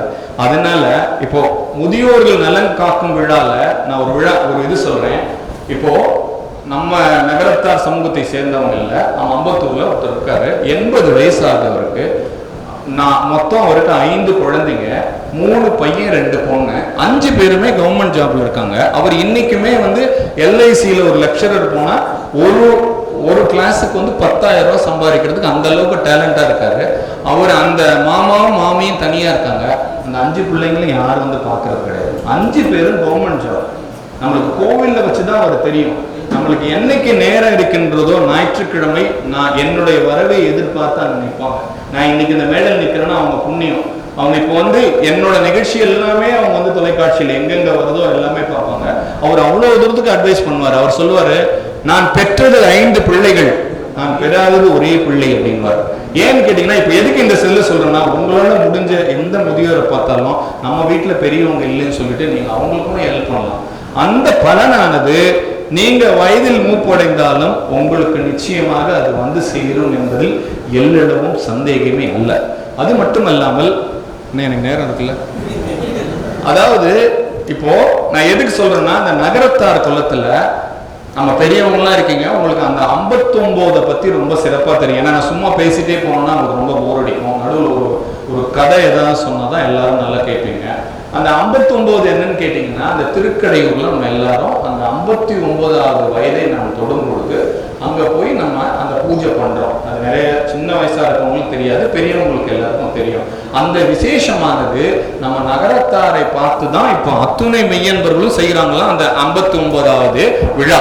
அந்த 59வது விழா ஏன் நம்ம அங்க போய் செய்யணும்னா, என்றும் 16ஆன மார்க்கண்டேயனுக்கு யமபயத்தை போக்கி வைத்த நியாயம். அந்த அபிராமி அம்மன் வந்து மார்க்கண்டேயனுக்கு என்றுமே 16 என்று சொல்லக்கூடிய அந்த இளமையை கொடுத்த அந்த தெய்வம். அதனால நம்ம அந்த வயது மூப்பு எட்டும் பொழுது நமக்கு எந்த ஒரு கெடுதலும் வரக்கூடாதுன்றதுக்காக நம்ம நகரத்தார் குலத்தில் செய்யக்கூடிய ஒரு அற்புதமான ஒரு இது வந்து 59 திருக்கடையூர்ல செஞ்சிருக்கிறோம். அதனால இந்த 59 பத்தி பேசும்போது அந்த திருக்கடையூரை பத்தி கொஞ்சம் தகவல் நம்ம தெரிஞ்சுக்கலாம். ஏன்னா ஒரே இதுவா பேசிட்டு இருந்தேன்னா உங்களுக்கு நான் என்னமோ சும்மா பேசிட்டு இருக்கேன், என்னடா மைக்க பிடிச்சா பேசிட்டு இருக்காங்கன்னு நினைக்கக்கூடாது. அதாவது அங்க வந்து அபிராமி பட்டர்னு ஒருத்தர் இருந்தார். ஆக்சுவலா வந்து அவர் ஒரு அந்தனர். அவருக்கு வந்து அபிராமி அம்மனை பத்தி வேற எதுவுமே தெரியாது. சதா அபிராமி அபிராமி அபிராமி. நான் சினிமாவில் சொல்றேன், அபிராமியை சொல்ல தம்பி பாக்குறீங்க. அதனால இதையும் மேல வேற எதுவும் எழுதணுமா அப்படின்னு நீங்க கேட்க போறீங்க, கமலஹாசன் படம் மாதிரி. அவர் வந்து இறைவனை கும்பிடுறதுக்காக அபிராமி அபிராமி அபிராமின்னு சொல்லிட்டே அங்க இருந்திருக்காரு. அப்போ வந்து அங்கே சோழ மன்னவர்கள் ஆண்ட காலம் அது. அப்பொழுது நமது காவிரி பூம்பிடத்தை பத்தி எல்லாருக்கும் நல்லா தெரியும். அந்த சரபோஜி மன்னர் தான் அங்க வந்து அந்த நாட்டை ஆண்டுட்டு இருக்க மன்னர். அவரு ஒரு தை அமாவாசை, இப்பதான் முடிஞ்சிச்சு இந்த தை அமாவாசை. அந்த தை அமாவாசை தினத்தன்று அவர் வந்து வழக்கப்படி காவிரி பூம்பிடத்துல போய் நீராடி இங்க வந்து திருக்கடையூர்ல சுவாமி தரிசனம் செய்யறதுக்காக அவர் போறார். அவர் போகும்போது எல்லாரும் சொல்றாங்க, ஒரு இந்த நாட்டு மன்னர் வந்திருக்காருன்னு சொன்னா அவருக்கு ஒன்றும் காதல விழல. நம்ம இவரு அந்தனர் நம்ம அபிராமி பட்டருக்கு அவரோட இயற்பெயர் வந்து சுப்பிரமணியர் என்ற பெயர். அந்த அபிராமி அம்பாளோட சன்னதியில எல்லாரும் திருக்கடையூர் போயிருப்பீங்கன்னு நினைக்கிறேன். தனி சன்னதி அபிராமி அம்பாளுக்கு இருக்கும். அந்த சன்னதி வாசல்லே உட்காந்துட்டு அவர் பாரு தவம் பண்ற மாதிரி பண்ணிட்டே இருக்காரு. எல்லாரும் சொல்றாங்க மன்னர் வந்திருக்காரு, இவர் இப்படி உட்கார்ந்துருக்காரு. அவர் எதுவுமே செவி சாய்க்கல. ஆனா மன்னருக்கு இவர் யாருன்னு கேட்கும்போது எல்லாம் அவரை எள்ளி நகையாடுகின்றார்கள். அவரை பார்த்து சிரிக்கிறாங்க. அவர் ஒரு பித்தருங்க, அவர் ஏதாவது இப்படிதான் பண்ணிட்டு இருப்பாரு அப்படின்னு சொல்லும்போது மன்னர் ஒரு கேள்வி அவரை கேட்கிறாரு. என்ன கேட்கிறாருன்னு கேட்டீங்கன்னா, இன்னைக்கு என்ன திதின்னு கேட்கிறாரு. அவருக்கு தெய்வம் மட்டும்தான் தெரியும். அவர் சொன்னது பௌர்ணமி திதின்னாரு. பௌர்ணமி திதினோம்னா அங்க எல்லாருமே சிரிக்கிறாங்க. ஆனா அன்னைக்கு அமாவாசை. அதனாலதான் மன்னரே சாமியை வந்து அன்னைக்கு வணங்குறதுக்காக வந்திருக்காரு. சரின்னு சொல்லிட்டு மன்னருக்கு வந்து கோபம் வந்துருது. இன்னைக்கு என்ன இவர் வந்து அவங்க அமாவாசை இருக்கும்போது பௌர்ணமி திதின்னு சொல்றாரு அப்படின்னு சொல்லி மன்னனுக்கு கோபம் வந்துட்டு என்ன பண்றாருன்னு கேட்டீங்கன்னா, நீ வந்து என்ன சாமி கும்பிடுற அப்படின்னு சொல்லிட்டு உனக்கு தகுந்த நேரத்தில் உனக்கு தகுந்த தண்டனை வழங்கப்படும் அப்படின்னு சொல்லிட்டு போயிடுறாரு. அப்பவும் அவர் இறை நம்பிக்கையை அவர் விடவில்லை. சதா அபிராமி அபிராமின்னு சொல்லிட்டே இருந்து எல்லாரும் போனதுக்கு அப்புறம் அங்க அவர் கண் விழித்து பார்க்கிறார். அங்க என்ன நடந்துச்சுன்னே தெரியல. ஒருத்தர் அற்புதமா வந்து அவர்கிட்ட சொல்றாரு, இந்த மாதிரி வந்து மன்னர் வந்தாரு, இன்னைக்கு என்ன திதின்னு கேட்டாங்க. நீ வந்து இன்னைக்கு அமாவாசை இருந்தாலும் பௌர்ணமி திதின்னு சொன்ன அப்படின்னு சொன்னோன்னே இவரு, அடடா நான் மன்னர்கிட்டே தப்பா சொல்லிட்டேன்னா, அபிராமி உன்னை ஒரு ஆளை தான் நம்பி நான் தவந்து இவ்வளவு பூஜை நான் செஞ்சுட்டு இருக்கேன், நான் பொய் சொல்லிட்டேன். நீ உண்மையான தெய்வமா இருந்தா இன்னைக்கு இங்கே வானில் ஒளி வீச வேண்டும், இன்னைக்கு பௌர்ணமி திதியாக காட்ட வேண்டும் அப்படின்னு சொல்லிட்டு தான் நம்ம நகரத்தார் குலத்துல பிறந்தவங்களுக்கு அத்தனை மையங்களும் தெரியும். அபிராமி அந்தாதி என்று சொல்லக்கூடிய ஒரு அற்புதமான பாடல் 100 பாடல்களை இது கொண்டது. அது என்னன்னா, அந்தாதி என்று சொன்னால் ஆதி என்றால் தொடக்கம், அந்தம் என்றால் முடிவு. எந்த வார்த்தையில் இப்போ ஒரு விளையாட்டு நிகழ்ச்சி நடத்தினாங்க, செட்டியார் முடிச்ச பாட்டுல ஆட்சி பாடணும், ஆட்சி முடிச்ச பாடலாம். ஆனால் நல்லா கண்டக்ட் பண்ணீங்க. வீட்டில் போய் பாட சொன்னா பாடுவாங்களா யாரும்? நீங்க அவங்க வீட்டுக்கு போங்க, உங்களை பாடுவாங்க அப்புறமா. அதனால அதை பார்த்துங்க, தப்பி தேடி தனியா போயிடாதீங்க. அதனால வந்து அந்த அபிராமி அந்தாதி வந்து ஒரு பாடல் ஆரம்பிக்கிற பாடலை முடிகின்ற பாடலை உதிக்கின்ற செங்கதி அப்படின்ற பாடலை அந்த பாடலை ஒரு பாடுறார். பாடும்போது என்ன சொல்றாருன்னா, நீ உண்மையான தெய்வமா இருந்தா நான் இந்த பாடல் பாடுறதுக்குள்ள இங்க வானில இன்னைக்கு வந்து பௌர்ணமி திதியாக நீ காட்ட வேண்டும் அப்படின்னு சொல்றார். சொல்லிட்டு என்ன பண்றாரு, சும்மா சொல்லாம அங்க ஒரு குழி வெட்டி ஒரு 100 கயிறை இதுல இறக்கி ஒரு பாடலாக நான் பாடுவேன், நீ வானில் ஒளி விடவில்லை என்றால் நான் கீழே இறங்கிண்டே போவேன் அப்படின்னு சொல்லி பாடிண்டே இருக்கார். அவர் வந்து 78 பாடல்கள் பாடிட்டார். 79வது பாடல்களை அவர் பாடிக்கொண்டிருக்கின்ற வேளையில் தடாகம் என்று சொல்லக்கூடிய, தடாகம்னா தோடு, அம்பாள் காதல போட்டிருக்க அந்த தோடை அம்பாள் கழட்டி எரிகின்றார். எரியும் போது அங்க வானில் இருக்க நட்சத்திரம் மாதிரி ஃபுல்லா அங்க வந்து ஒளி வீசுது. ஒளி வீசும்போது நீ தொடர்ந்து இந்த பாடலை பாடு அப்படின்றாரு. அதனால அந்த அபிராமி அந்தாதி பாடலை நாம் பாடினால் அதுதான் ஒரு ஒளி வரும். தனம் தரும், கல்வி தரும், தளர்வடியாத மனம் தரும், அதனால அன்பவர் என்கே அபிராமி அப்படின்னு சொல்லி அந்த ஒரு பாடல் வரும். இது எதுக்கு நான் சொல்றேன்னா, நகரத்தார் பிள்ளைங்களுக்கு இந்த அபிராமி அந்தாதி கதையை சொல்லுங்க. அபிராமி அம்மனும் நமது ஒரு ஆட்சியை போல நம்மளுக்கு அருள் கொடுக்கக்கூடிய தெய்வம் என்பதற்காக நம்ம முதியோர்கள் எதுக்காக இந்த கதையை நான் சொல்றேன்னா, முதியோர்கள் செய்ததில் எதுவுமே வந்து ஒரு பலன் இல்லாமல் அவர்கள் பிரார்த்தனை இல்லை. அவங்க செஞ்சு வச்ச ஒவ்வொரு காரியமும் நிச்சயமா அதுக்கு உண்டான ஒரு பலன் இருப்பதாக தான் அவங்க செஞ்சிருக்காங்க. அதனாலதான் நம்ம 59 அங்க போய் கொண்டாடுறோம். இவ்வளவு பண்ணி கொடுத்த நம்ம முதியோர்களை ஏங்க நம்ம பேணக்கூடாது, ஏங்க போற்றக்கூடாது? நான் இன்னையிலேருந்து எல்லாரும் நம்ம மதுரை சங்கத்தை நகரத்தார் சங்கம் வந்ததுக்கு அப்புறம் ஒரு உறுதிமொழி எடுத்துக்கோமா, நம்மளால முடிந்த வரை அதான் நான் சொல்றேன். ஏற்கனவே முதியோர்கள் பண்கின்ற தப்பெல்லாம் அவங்க தெரியாம பண்றாங்க, பிள்ளையா தான் பண்றாங்க. அதனால நான் முடிந்த வரை அத்துணை முதியவர்களையும், நம்ம வீட்டில் இருக்க முதியவரும் சரி, வெளியில் இருக்கும் முதியவரும் சரி, சப்போஸ் நம்ம ஒரு நிகழ்ச்சிக்கு போறோம், ஒருத்தவங்களால மேலே ஏற முடியல, நம்ம கை கொடுத்து கூப்பிட்டு ஏற்றி விடலாம், பண்ணலாம் வச்சு எல்லாருமே ஒரு உறுதிமொழி எடுத்துக்கலாம். நம்ம முதியோர்கள் இருந்தால்தான் அவங்க நம்மளுக்கு எப்பவுமே ஒரு பாரம் அல்ல, பலம் என்று நாம் நினைத்து அவர்களை போற்றி தயவு செய்து கொண்டாடுவோம் என்று நான் சொல்லி, அது மட்டும் இல்லாமல் இங்கே நான் இப்படியே பேசிட்டே இருந்தேன்னா என்னடா வந்தான் இப்படியே பேசிட்டே இருக்கான் அப்படின்னு நீங்க நினைக்க கூடாது. அதனால நடுநடுவில் சில இதெல்லாம் பேசணும் அப்படின்றதுக்காக தான் இதையும் நான் சொல்றேன். அதாவது இப்போ இந்த 59 பத்தி பேசிட்டு இருந்தேன். அடுத்தது 60 வரும். 60 வரும்போது நம்ம எல்லாருக்கும் ஆடவர்களுக்கெல்லாம் நல்லா தெரியும், இந்த தீபாவளி வந்தா நம்ம போய் இந்த புடவை எடுக்கிற ஒரு கொடுமை இருக்கு, அது எங்கேயுமே நடக்காது. அண்ணன்லாம் போவாங்களான்னு எனக்கு தெரியல. நான் சொன்னோன்னா எல்லாம் சிரிப்பாங்கன்னு நினைச்சேன், யாரும் சிரிக்க மாட்டாங்க. எனக்கு சப்போர்ட்டுக்கு ஆள் இல்லைன்னு நினைக்கிறேன். இப்போ சமீபத்துல ஒரு புடவை எடுக்கிறதுக்கு போயிருந்தேன். நான் என் மனைவியை தான் கூப்பிட்டு போயிருந்தேன். அங்க ஒரு நிகழ்ச்சி நடந்ததுனால ஒரு சுவாரஸ்யமான நிகழ்ச்சி தான். அப்படின்னும் போது ஒருத்தவங்க வீட்டில் புடவை எடுக்க வந்திருந்தாங்க. வந்தபோது அந்த ஆட்சி இந்த புடவை ஏங்க ரொம்ப நல்லா இருக்குங்க இந்த புடவை அப்படின்னு சொன்னோன்னா, அந்த செட்டியார் நல்லா இருக்கா பரவாயில்ல, அவர் மனசில் நினைச்சுக்கிட்டார், வெளியில் சொல்ல ஒரு 5 நிமிஷத்துல புடவை எடுத்துட்டார், நல்லா இருக்கு, சரி வா போவோம். ஏங்க இது எனக்கு இல்லைங்க உங்க அம்மாவுக்கு, பாத்தீங்களா, இதுல இருந்தே தெரியுதா? அதனால அப்படி ஒரு ஆச்சு. ரெண்டாவது பாத்தீங்கன்னா அதே சம்பவத்துல சரி எடுத்துக்க அம்மாவுக்குன்னு சொன்னோன்னு இவரும் எடுத்து கொடுக்குறேன், எடுத்துக்காச்சு. ரெண்டாவது முதல்ல இது காட்டுச்சு, இந்த ரோஸ் கலர் நல்லா இல்லாம அவங்க கட்டினா ரொம்ப நல்லா தான் இருக்கும், இது என்ன விலை போட்டிருக்கு, 1400 போடுறது, சரி வா எடுத்துக்க போகலாம். அதுக்கு 1 மணி நேரம் ஆச்சு, அந்த ஆட்சிக்கு எடுக்கும்போது 1 மணி நேரம். சரி வா போகலாம் அப்படின்னு அந்த 1400 புடவை எடுத்து கையில வச்சுக்கிச்சு. அடுத்தது இன்னொரு புடவை பார்த்துட்டு இது நல்லா இருக்கே, ரொம்ப நல்லா வளவலன்னு இருக்கே, சரி பாரு பிடிச்சா எடுத்துக்க அப்படின்னு சொன்னா, சரிங்க இப்ப இந்த 3ஐயும் போய் நம்ம பில்லு போடுறோம்னா, உனக்கு பிடிச்சாதானே நான் எடுத்துக்க சொன்னேன், இப்ப என்ன 3 எடுத்துட்ட மொத்தமா அப்படின்னு அவர் சொல்ல. அதனால எப்பவுமே ஆட்சிங்களுக்கு புடவை எடுக்கணும்னா அவருக்கு செட்டியாருங்க பணத்தை கொடுத்து அனுப்பிச்சிருங்க, நம்ம பர்சும் காலி ஆகாது, நம்ம நேரமும் ரொம்ப செலவாகாது. அதனால ஆட்சி ஒத்துக்குறாங்க, அதெல்லாம் உண்மை அப்படின்னு ஒத்துக்குறாங்க. ரெண்டாவது இங்க அற்புதமான முறையில் இந்த விளையாட்டு நிகழ்ச்சி வச்சாங்க. அடுத்த மாசமும் இதே மாதிரி செல்போன் விளையாட்டு தான் வைப்போம்னு எல்லாரும் எதிர்பார்த்து வந்துடாதீங்க. பட்டன் போனை காசு கொடுத்து பரிசு வேணும் அப்படின்னு வந்துடாதீங்க. இந்த இடைப்பட்ட நேரத்தில் ஒரே ஒரு அற்புதமான ஒரு தகவல் ஒன்று சொன்னாங்க. நீங்க அமர்ந்திருக்கின்ற அந்த நாற்காலிக்கு கீழே உங்களுக்கு அதிர்ஷ்டம் உள்ளதா என்று 3 பேருக்கு திரும்பவும் அவர்கள் பரிசு கொடுக்க வேண்டும் என்பதற்காக நீங்கள் அமர்ந்திருக்கின்ற நாற்காலிக்கு கீழே அவர்கள் உங்களுக்கு பரிசு உண்டா இல்லையா என்று ஒரு போஸ்டர் வச்சிருக்காங்க. இப்போதைக்கு யாரும் பார்க்க வேண்டாம். இந்த நிகழ்ச்சி முடியும் போது உங்கள் நாற்காலி கீழே பாம் வைக்கல, பரிசு வைக்கிறதுக்காக தான் வச்சிருக்காங்க. மதுரை நகரத்தார் சங்கம் அதெல்லாம் நல்லா பண்ணுவாங்க. அதனால நீங்க கிளம்பும் போது உங்க நாற்காலிக்கு கீழே இப்போ அண்ணன் ரொம்ப ஆவலா இருக்காங்க யார் அந்த அதிர்ஷ்டசாலின்னு பார்க்கலாம் அப்படின்ட்டு. அதனால நீங்க உங்க நாற்காலி கீழே அந்த போஸ்டர் உங்களுக்கு இருந்ததுன்னா தயவு செய்து அந்த போஸ்டர்ல என்ன எழுதிருக்கோ எழுந்து அதை வாசித்து விட்டு இந்த பரிசை நீங்க பெற்றுக்கொள்ளும்படி தாழ்மையுடன் கேட்டுக்கொள்கின்றேன்.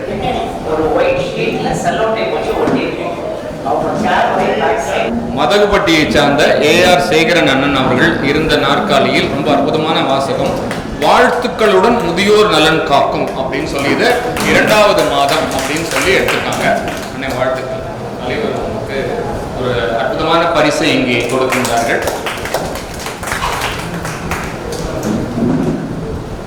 வேலன் அண்ணன் கொப்பனாப்பட்டியை சார்ந்தவர்கள் வாழ்த்துக்கள்.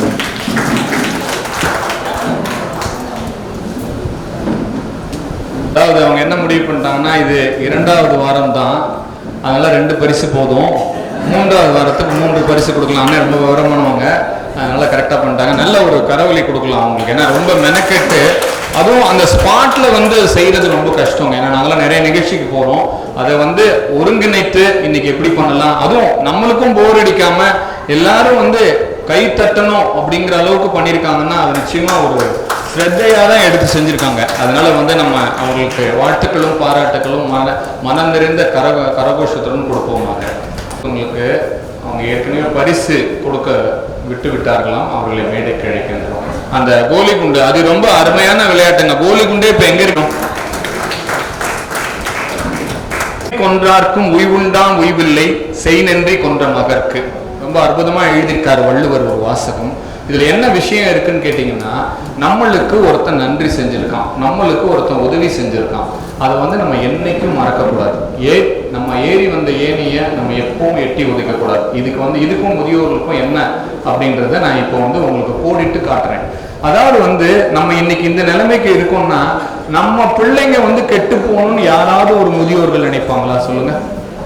அவங்க நம்மளை பெத்தெடுத்து வளர்த்து என்ன ஸ்கூல்ல நம்மளை படிக்க வைக்கணும், நம்மளுக்கு என்ன படிச்சா என்ன பண்ணலாம், அதாவது ஒரு தாயானவள் 10 மாதம் சுமந்து தந்தையானவர் அவர் ரத்தத்தை நம்மளுக்காக சம்பாரிச்சு இவ்வளவும் பண்ணி நம்மளை இவ்வளவு தூரத்துக்கு வளர்த்துருக்காங்க. அதனாலதான் வள்ளுவர் அழகா சொல்றாரு, அன்னைக்கு வந்து ஒருத்தன் உனக்கு நல்லது செஞ்சிருக்காங்கன்னா இன்னைக்கு முடிஞ்சா அவனுக்கு வந்து நன்றி சொல்லு, இல்லைன்னா அவனை உதறாதே அப்படின்னு சொல்றாரு. அதனால நம்ம என்ன பண்ணணும், அந்த நன்றியத்தையும் விசுவாசத்தையும், அதுவும் நம்ம நகரத்தார் குலத்துல பிறந்து இப்ப சமீபத்துல ஒரு இடத்துல நடந்த ஒரு தகவல் சொல்றேன்.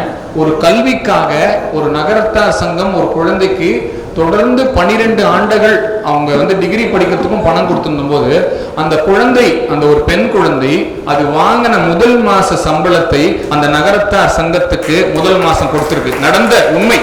அதனால எதுக்கு சொல்றேன்னா, இந்த குரலை கோடிட்டு அந்த குழந்தையால் அவங்க வீட்டுல படிக்க வைக்க முடியல. நான் அதுதான் முதல்ல சொன்னேன், அரிது அரிது மானிடராய் பிறத்தல் அரிது. அதுவும் நாட்டுக்கோட்டை நகரத்தார நம்ம பிறந்திருக்கோம்னா, நம்ம வந்து முயற்சி எடுத்தால் போதும், நம்மளை கொண்டு போய் மேல நிறுத்துறதுக்கு அத்துணை நகரத்தார்கள் இருக்காங்க, இந்த ஊர்ல மட்டும் இல்ல. அதனால வந்து நம்ம இந்த குலத்துல பிறந்ததுக்கு நம்ம வந்து போற்றுதலுக்கும் பாராட்டுதலுக்கும் உரியவர்கள் தான். நம்ம என்னைக்கா இருந்தாலும் நகரத்தார்கள் சிகரத்தார்கள் தான்.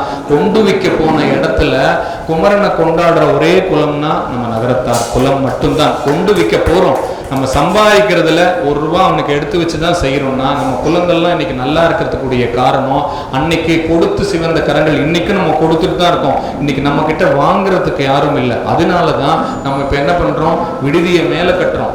இதே வந்து நம்ம பெண் குழந்தைகளுக்கு ஒரு 10 கல்யாணத்துக்கு மதுரை நகரத்தார்கள் சங்கம் சப்போர்ட் பண்ண வேண்டியது இருந்தா மேல இப்ப கட்ட முடியுமா?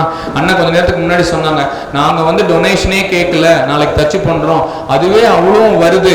அப்படின்றதுக்கு காரணம் என்னன்னு கேட்டீங்கன்னா, நம்ம செய்கின்ற செயல்கள் உங்க செயல்லே இங்க காமிக்குது. இன்னைக்கு இந்த விடுதி இவ்வளவு பிரகாசமா இருக்குன்னு கேட்டா, நீங்க செயல்படலைன்னா இந்த விடுதி இவ்வளவு பிரகாசமா இருக்குமா? அதுதான் ஒரு எடுத்துக்காட்டு. ரொம்ப அற்புதமான எடுத்துக்காட்டு என்னன்னு கேட்டீங்கன்னா, நீங்க வந்து நம்ம தலைமுறைக்கு அப்புறமும் இந்த விடுதி இங்க பயன்பட வேண்டும் என்பதற்கு ஏற்ப நம்ம நகரத்தார்கள் ராமேஸ்வரத்துக்கு போங்க, கோவிலுக்கு எதிரில் நம்ம விடுதி. அதாவது வரலாறும் புராணமும் என்ன சொல்லுதுன்னு கேட்டீங்கன்னா, உங்களுக்கு எத்தனையோ பிரச்சனை இருக்கலாங்க. என்னோட ஆன்மீக அறிவுல சொல்றேன், பிரச்சனை தலைக்கு மேல இருந்தா முதல்ல குலதெய்வத்தை கும்பிடுங்க, அப்புறம் உங்களோட இஷ்ட தெய்வத்துல அந்த கோவில் எங்க இருக்கிறதோ அந்த கோவில்ல ஒரு நாள் இரவு தங்கி விட்டு வாருங்கள். இங்க நம்ம இந்த மதுரை மண்ணில் இங்க தங்கணும்னா அந்த கோவில்ல இருக்க கர்ப்ப கிரகத்துக்கு உண்டான அத்துணை சக்திகளும் நம்ம மேல விழுமா அந்த இரவு, ஒரு நாள் இரவு நம்ம தங்கணும்னா.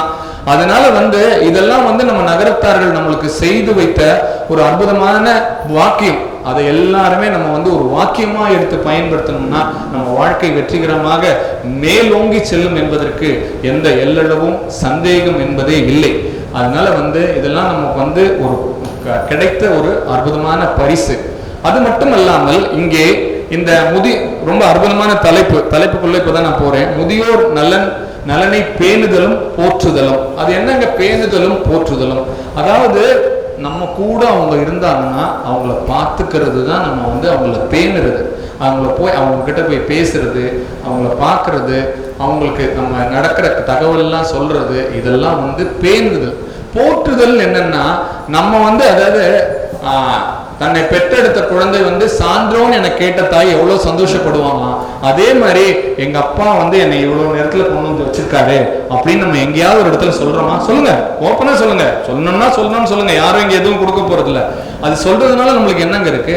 இன்னைக்கு வந்து நம்ம வைரவண்ணை இவ்வளவு தூரத்துக்கு பண்ணாங்கன்னா அவங்க வந்து நம்ம வைரவண்ண ஆட்சி வந்து அவங்க மாமியாரை தான் நம்ம போற்றி கொண்டாடணும். ஏன்னு கேட்டீங்கன்னா அண்ணன் இன்னைக்கு சமூக சேவையிலேயே இவ்வளவு இருக்காங்க, அவங்க குடும்பத்தையும் பாத்துக்கிறாங்க. அப்படின்னும் போது அவங்க வந்து அவங்க மாமியார் அவங்களுக்கு இட்ட பரிசு அது. அதனால அதாவதுங்க ஒரு பொது வாழ்க்கைக்கு வந்து இருக்கிற அத்துணை நகரத்தாரும் வந்துட முடியுமா சொல்லுங்கண்ணே? நீங்க எல்லாம் பொது வாழ்க்கையில இருக்கீங்க, என்னதான் நம்ம நல்லது பண்ணாலும் ஏதாவது ஒண்ணு பேசுவாங்க. நீங்க ஒரு ஆங்கிள் ஒரு எடுத்து செஞ்சிருப்பீங்க, ஐயோ நம்ம வைரவண்ண பிரிவில் இப்படி இல்லாம வேற மாதிரி செஞ்சிருக்கலாமா. இப்ப நம்ம காசி நகரத்தார் சங்கத்துல எல்லாத்துலயுமே பாக்குறோம் குறைகள் நிறைகள் எல்லா இடத்துலயும் இருக்கும். அதனால வந்து நம்ம வந்து இவங்கெல்லாம் வந்து போற்றுதலுக்கு உரியவர்கள் என்ன எப்போ நம்ம சொல்லுவோம்னு கேட்டீங்கன்னா, எவர் ஒருவர்கள் சமூக சேவைக்காக அவர்கள் வாழ்க்கையை வித்திடுகின்றார்களோ அவர்கள் தான் போற்றுதலுக்கு உரியவர்கள். அந்த போற்றுதல் உரியவர்கள் வந்து நம்ம இல்லத்திலே இருக்காங்க. நம்ம முதியோர்களை நாம் போற்றி கொண்டாடுவோம். நம்ம வாழ்க்கையில வந்து நிச்சயமாக ஒண்ணுமே இல்லைங்க. இன்னைக்கு நம்ம ஒரு உறுதிமொழி எடுத்துக்குவோம், நம்ம வீட்டுல இருக்க முதியோரை முதல்ல வணங்குவோம், அப்புறம் போய் இறைவனை வணங்குவோம். மாதா பிதா குரு தெய்வம் என்பதற்கேற்ப மாதாவும் பிதாவும் இல்லத்திலே இருக்கும் பொழுது நாம் ஏன் ஒரு கோவிலை தேடி அலைய வேண்டும், ஏன் தெய்வத்தை நோக்கி அலைய வேண்டும்? அதனால நமக்கு முக்கியமானது நம்மளோட முன்னோர்கள் வழிபாடு, முன்னோர்கள் வழிபாடு என்று அத்துணை புத்தகத்திலும் இன்று வருகின்றது. இப்ப முன்னாடி எல்லாம் யாரும் அவேர்னஸ் இல்ல. அமாவாசைக்கு முன்னாடி திதி கொடுத்து நம்ம எத்தனை இடத்துல நான் பார்த்திருக்கோம் சொல்லுங்க. இன்னைக்கு அமாவாசைக்கு எல்லாம் வரிசையா கியூல நிக்கிறாங்க. நடக்குதா இல்லையா? நாட்டுல நடக்கிற உண்மையா இல்லையா? வேற ஒண்ணுமே நம்ம செய்ய வேண்டாங்க. இலக்கியம் என்ன சொல்லுது, புராணம் வரலாறு என்ன சொல்லுது? நம்ம வந்து வருடத்துக்கு ஒரு முறை குலதெய்வம் கோவிலுக்கு போக வேண்டும், முன்னோர் வழிபாடு செய்ய வேண்டும். முன்னோர் வழிபாடு செய்ய வேண்டும்னா அதுக்கு முன்னாடி நான் போறேன், கொஞ்சம் முன்னாடி போறேன். நான் முன்னோர்கள் இருக்கின்ற பொழுது அவர்களை போற்றுதலும் பேணுகாத்தலும் செய்துவிட்டு அவர்கள் மறைந்த பின்னர் வழிபாடு செய்தால் இன்னும் எவ்வளவு சக்தியை நாம் பெறலாம் என்பதுதான் என்னோட கேள்விக்குறி. கரெக்டா? அவர்கள் போன பிறகு நம்ம வழிபட்டு அப்போ சக்தியை வாங்கிக்கிறோம் அப்படின்னு சொல்லிதான் நம்ம பண்ணும்போது, அவங்க இருக்கும் போதே அவங்கள பேண்டுதலும் போற்றுதலும் பண்ணிட்டு அவங்களே நம்ம வழிபடக்கூடாது. ரொம்ப சிம்பிள் சீக்கிரட்டுங்க. நம்ம வாழ்க்கையில மேல வரணும்னா வேற ஒண்ணுமே கிடையாதுங்க. வருஷத்துக்கு ஒரு தூரம் குலதெய்வம் கோயிலுக்கு போகணும். குலதெய்வம் என்னன்னு தெரியலன்னா அதையும் முன்னோர்களை கேட்டுதான் தெரிஞ்சுக்கணும், வேற வழி கிடையாது. ரெண்டாவது வந்து முன்னோர்கள் வழிபாடு ரொம்ப முக்கியம். மாசம் வர்ற அமாவாசைக்கு திதி கொடுக்கணும், வருஷத்துக்கு ஒரு தடவை அவங்களுக்கு திவசம் கொடுக்கணும், சாதம் கொடுக்கணும். இதுதான் 2. மூணாவது நம்மளால முடிஞ்ச அளவுக்கு நம்மளால நன்கொடை செய்யணும். தனி மனிதனால் செய்ய முடியாத ஒரு காரியத்தை நமது முன்னோர்கள் அற்புதமான முறையில் நகரத்தார் சங்கம் என்று ஒன்று அமைப்பு, எல்லா ஊர்லயும் இப்ப போனீங்கன்னா நகரத்தார் சங்கம் ஒன்று இருக்கு, கோவில் ஒன்று இருக்கு. இப்போ நகரத்தார் சங்கம் எதோட ஈடுபடுறாங்க, திருப்பரங்குன்றத்துல ஒரு விடுதி வச்சு பண்றாங்க. ஒரு எக்ஸாம்பிள் சொல்றேன். அதனால அவங்க மட்டும் தான் கையை மட்டும் தட்டினால் ஓசை லேசாகத்தான் வரும், அத்தனை மெய்யன்பர்களும் அதுதான் சொல்றான், இரு கைகளையும் சேர்ந்து தட்டினால்தான் ஓசை வரும் என்பதற்கேற்ப நாம் நல்ல உள்ளங்கள் அத்தனை மெய்யன்பர்களும் சேர்ந்து அந்த நம்மளால இயன்ற உதவிகளை டொனேஷனை எல்லாருக்கும் நம்ம சமூகத்துக்கு நம்ம கொடுத்தோம்னா, இப்போ இவங்க சொல்ற மாதிரி இவங்க என்ன சொல்றாங்க, நாங்க விடுதியை பராமரிக்கிறோம், யாராவது பென்ஷன் வேணா இன்னும் சொல்லுங்கன்றாங்க. அவங்க கொடை வள்ளலாக நாங்கள் கொடுக்கின்றோம் என்று சொல்றோம். ஆனா இன்னை வரைக்கும் அவங்க யாருக்கு கொடுத்தோம் எவ்வளவு கொடுத்தோம் அவங்க சொல்லல. அது ரொம்ப முக்கியமானது. வாங்க வர்றவங்களுக்கும் சங்கடம் ஏற்படுத்தாம நல்ல ஒரு கரவொலி கொடுக்கலாம். நாங்க வந்து ஒரு பெரிய லிஸ்ட் எழுதுவாங்க, சிதம்பரம் 1001 மதகுபட்டி அவர் வாங்குறவருக்கு எவ்வளவு மனசு நோக்கணும். அவங்க வரும்போது நான் கேள்விப்பட்ட அந்த விஷயம், அவர்கள் யாருக்கு என்ன தொகை கொடுக்கின்றார்கள் என்று சொல்லாமல் இருக்கவர்களிடம் பெற்று இல்லாதவர்களுக்கு கொடுக்கின்ற ஒரு அற்புதமான நிகழ்வை செய்து கொண்டிருக்கின்றார்கள். ரொம்ப அற்புதமான செயல். நாம் அனைவரும் அவர்களுக்காக தினந்தோறும் ஒரு நிமிடம் பிரார்த்தனை செய்து இந்த மதுரை நகரத்தார் சங்கம் இன்று 2வது முதியோர் நலன் காக்கும் விழாவை நடத்தி கொண்டிருக்கின்ற வேளையில் தொன்று தொட்டு அவர்கள் முதியோர் நிகழ்வு தொன்று தொட்டு நடைபெற வேண்டும் என்ற ஒரு பொது கோரிக்கை, கூட்டு பிரார்த்தனைக்கு இல்லாத வலிமை எந்த பிரார்த்தனைக்கும் கிடையாதுங்க. அதனால நம்ம தினந்தோறும் சாமி கும்பிடும் போது மதுரையில் இருக்கவங்க, குறிப்பா நம்ம மதுரை நகரத்தார் சங்கம் மேன்மேலும் வளர வேண்டும், தொடர்ந்து நிகழ்ச்சிகள் நடைபெற வேண்டும். இன்னைக்கு வந்து இத்தனை பேர் கேம் ஆடினவங்க உண்மையிலே அவங்களுக்கு உடம்பு சரியில்லைன்னா கூட 1 மாசம் தள்ளி தான் டாக்டர்கிட்ட போவாங்க. ஆய்வறிக்கை அதான் சொல்லுது. உண்மையை சொல்றேன்னு, என்னோட தாயாருக்கு 75 வயது. நான் ஒரு டாக்டர் நாங்க தான் வச்சு பார்க்கிறோம். அந்த வைத்தியர் என்ன சொல்லுவாருன்னு கேட்டீங்கன்னா, இந்த மாதிரி சரவணன் நீங்க வந்து அவங்களுக்கு வந்து அவர் போனா ஒரு 1/2 மணி நேரம் பேசிட்டு இருப்பாருண்ணே, வேற ஒண்ணும் பண்ண மாட்டார். அவர் என்ன சொல்லுவாரு, நீங்க கூட்டின்னு வர செலவை எனக்கு சேர்த்து கொடுத்துருங்க, நானே வந்து பார்த்துன்னு போயிடுவேன். பெரியவங்க எதிர்பார்க்கறது என்னன்னு கேட்டீங்கன்னா, உங்ககிட்ட சாப்பாடு எதிர்பார்க்கல, நம்ம யாரும் அவங்க கிட்ட பேச மாட்டோமா அதை தான் எதிர்பார்க்கறாங்க. உங்களால பக்கத்துல வச்சு பேச முடியலன்னா செல்போனை பத்தி இவ்வளவு பேசணுங்க, அதுல பேசுங்க. ஒரு பட்டன் போனை வாங்கி கொடுத்து பேசுங்க. எவ்வளவு சந்தோஷப்படுவாங்கன்னு சொல்லுங்க. என் நம்பர் அண்ணன் இருக்கு, தொலைபேசி, அதுல சொல்லுங்க. நிச்சயமா இதெல்லாம் நான் பேசுறதுலாம் நம்ம வந்து புண்ணிய கணக்குல சேர்த்துக்கிறோம். அதனால இவ்வளவு நாள் நம்ம பண்ணலன்னா கூட நம்ம தயவு செய்து அதை நிச்சயமா இன்று தொண்டு தொட்டு இனி அதை செய்வோம் என்ற ஒரு உறுதிமொழியை எடுத்துக்கொண்டு, முதியோர் தினத்தை வருடம் ஒரு முறை கொண்டாடாமல் பெரியோர்கள் தினத்தை தினம் தினம் கொண்டாடி நமது குழந்தைகளுக்கும் சொல்லிக் கொடுத்து நாளைக்கு நாமும் பெரியோர்கள் ஆகிவிடுவோம். நம் குழந்தைகளும் நம்மளை முதியோர்களாக அவர்கள் பாரமாக எடுத்துக்கொள்ளாமல் பலமாக நினைத்து அவர்களை சுமைகளாக எண்ணாமல் சுவையாக எண்ணட்டும் என்று கூறி வாய்ப்பளித்த நல்ல உள்ளங்களுக்கு நன்றி பாராட்டி அமைகின்றேன். நன்றி, வணக்கம். அதாவது அண்ணன் ஒரு பாடல் கேட்டாங்க, பாடல் ஒன்று பாடிட்டு அதுக்கப்புறம் வந்து அந்த இன்வெஸ்ட்மெண்ட் கேட்டாங்க, அதையும் சொல்லிட்டேன். வேல் முருகா வேல் முருகா வேல் முருகா வேல் வேல் முருகா வேல் முருகா வேல் முருகா வேல் வேல் முருகா வேல் முருகா வேல் முருகா வேல் வேல் முருகா வேல் முருகா வேல் முருகா வேல்.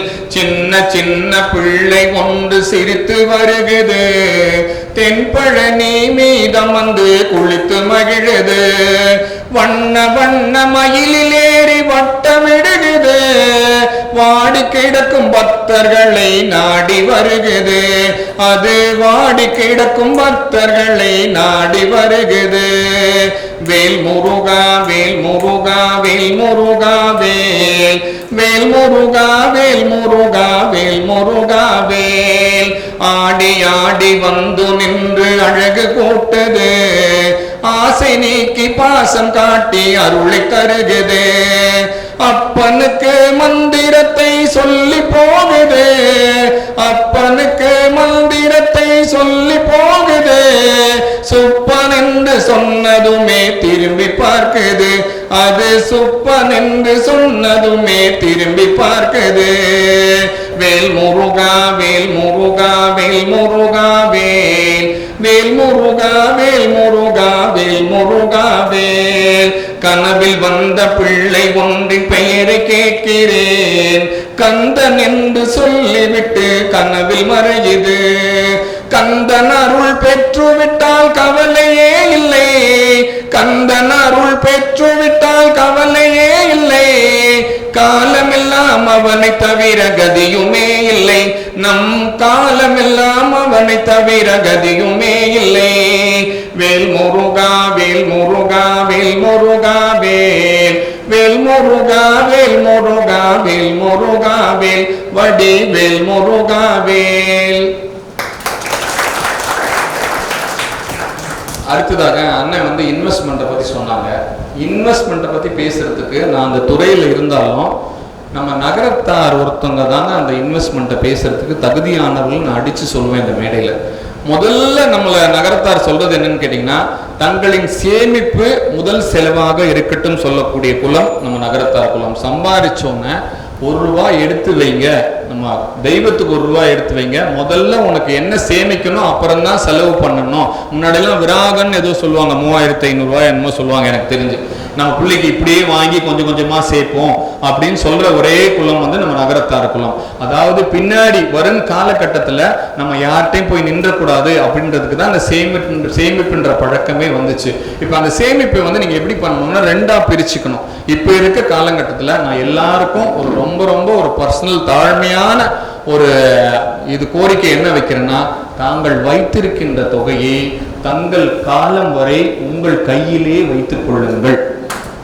உண்மையை சொல்றேங்க நானு. நாளைக்கு வந்து நீங்க பெத்த பிள்ளையாவே இருக்கட்டும், அதனாலதான் நம்ம செட்டை வீட்டுல அழகா சொல்லுவாங்க, திட்டும் பொழுது கூட அந்த வார்த்தை உங்களுக்கு வலிக்கின்ற போது தெரியும், வலிக்கின்ற மாதிரி தெரியும், ஆனா அந்த வார்த்தை வந்து வலிக்கின்ற வார்த்தை இல்லை. அந்த பட்டு கிடக்கா அப்படின்னு சொன்னா அவன் பட்டு மெத்தையில கிடப்பானா. எல்லாம் நம்ம குழந்தை விளையாட்டுக்கு சொல்லல, வேற எங்கேயாவது ஒரு இடத்துல காமிங்களேன். சந்தோஷப்படணுங்க. நம்ம நகரத்தாரா பிறந்திருக்கோம்னு சொல்றதுல ரொம்ப அவ்வளோ சந்தோஷப்படணும். இன்னைக்கு நம்ம பாரத பிரதமர் நம்ம காசியில பண்ணிருக்க வச்சதை பார்த்துட்டு அவ்வளோ கொண்டாடுறாரு. உண்மைங்க அது. மோடிஜி வந்து நம்ம காசியில இவ்வளவு தூரத்துக்கு நம்ம நகரத்தார்கள் பண்ணியிருக்காங்க.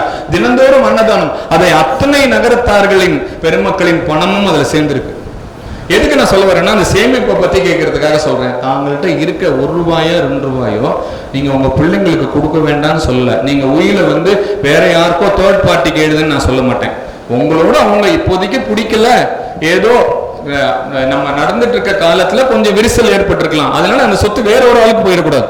அதனால வந்து நீங்க இருக்கிற வரைக்கும் உங்க பிள்ளைங்க உங்களை பத்திரமா பாத்துக்குமா பார்க்கலையான்னு கூட கொஸ்டின் மார்க் எல்லாருக்கும் இருக்கிற நிலைமையில நீங்க வந்து ஜாயிண்டா அவங்க பேரை போட்டுங்க. அதை எடுக்க விடாம பண்ணிடாதீங்க. ஏன்னா இப்ப இருக்க காலகட்டத்துல எல்லாத்துக்கும் ஆதார கொண்டு வா, எல்லாத்துக்கும் இதை கொண்டு வான்னு கேட்டிருந்த காலத்துல உங்ககிட்ட ஒரு சேமிப்பு ஒரு வங்கியில இருந்தா தயவு செய்து அதை உங்களுக்கு எந்த பிள்ளைக்கு வேணுமோ அந்த பிள்ளையோட பேரை அதை ERSல போட்டுருங்க. நாளைக்கு அந்த பணத்தை எடுக்கிறதுக்கு அவங்க நடையா பேங்க்ல எடுக்கக்கூடாது. இப்போ அண்ணன் சொன்ன மாதிரி நெட் பேங்கிங்ல எல்லா சௌகரியமும் இருக்கு. முதல்ல ஒரே ஒரு அப்ளிகேஷனை போய் உங்க குழந்தையோட பேரையும் அதுல ERSன்னு இருக்கு, எய்தர் ஆர் சர்வேயர்ன்றது பேரை சேர்த்துருங்க. உங்களோட காலத்துக்கு அப்புறம் அவங்க உங்களோட கையெழுத்து கூட அது தேவை. அதாவது நடுவுல ப்ரீ மெச்சூரிட்டி க்ளோஷர் பண்ணாதான் 2 பேரோட கையெழுத்தும் வேணும். அவங்க அந்த டெபாசிட் முடிஞ்சோன்னு நீங்க எடுக்கிற மாதிரி இருந்தா, ஆன்லைன்ல எடுக்கிற மாதிரி இருந்தா அது கூட தேவையில்லை. அதனால எந்த SB அக்கௌண்ட்ல நீங்க அக்கௌண்ட் வச்சிருக்கீங்களோ அதுலயும் அவங்களோட பேரை இன்னைக்கே சேர்த்துருங்க. நாமினியாவும் சேர்த்துக்கலாம், இல்ல ERS-ஆவும் சேர்த்துக்கலாம்.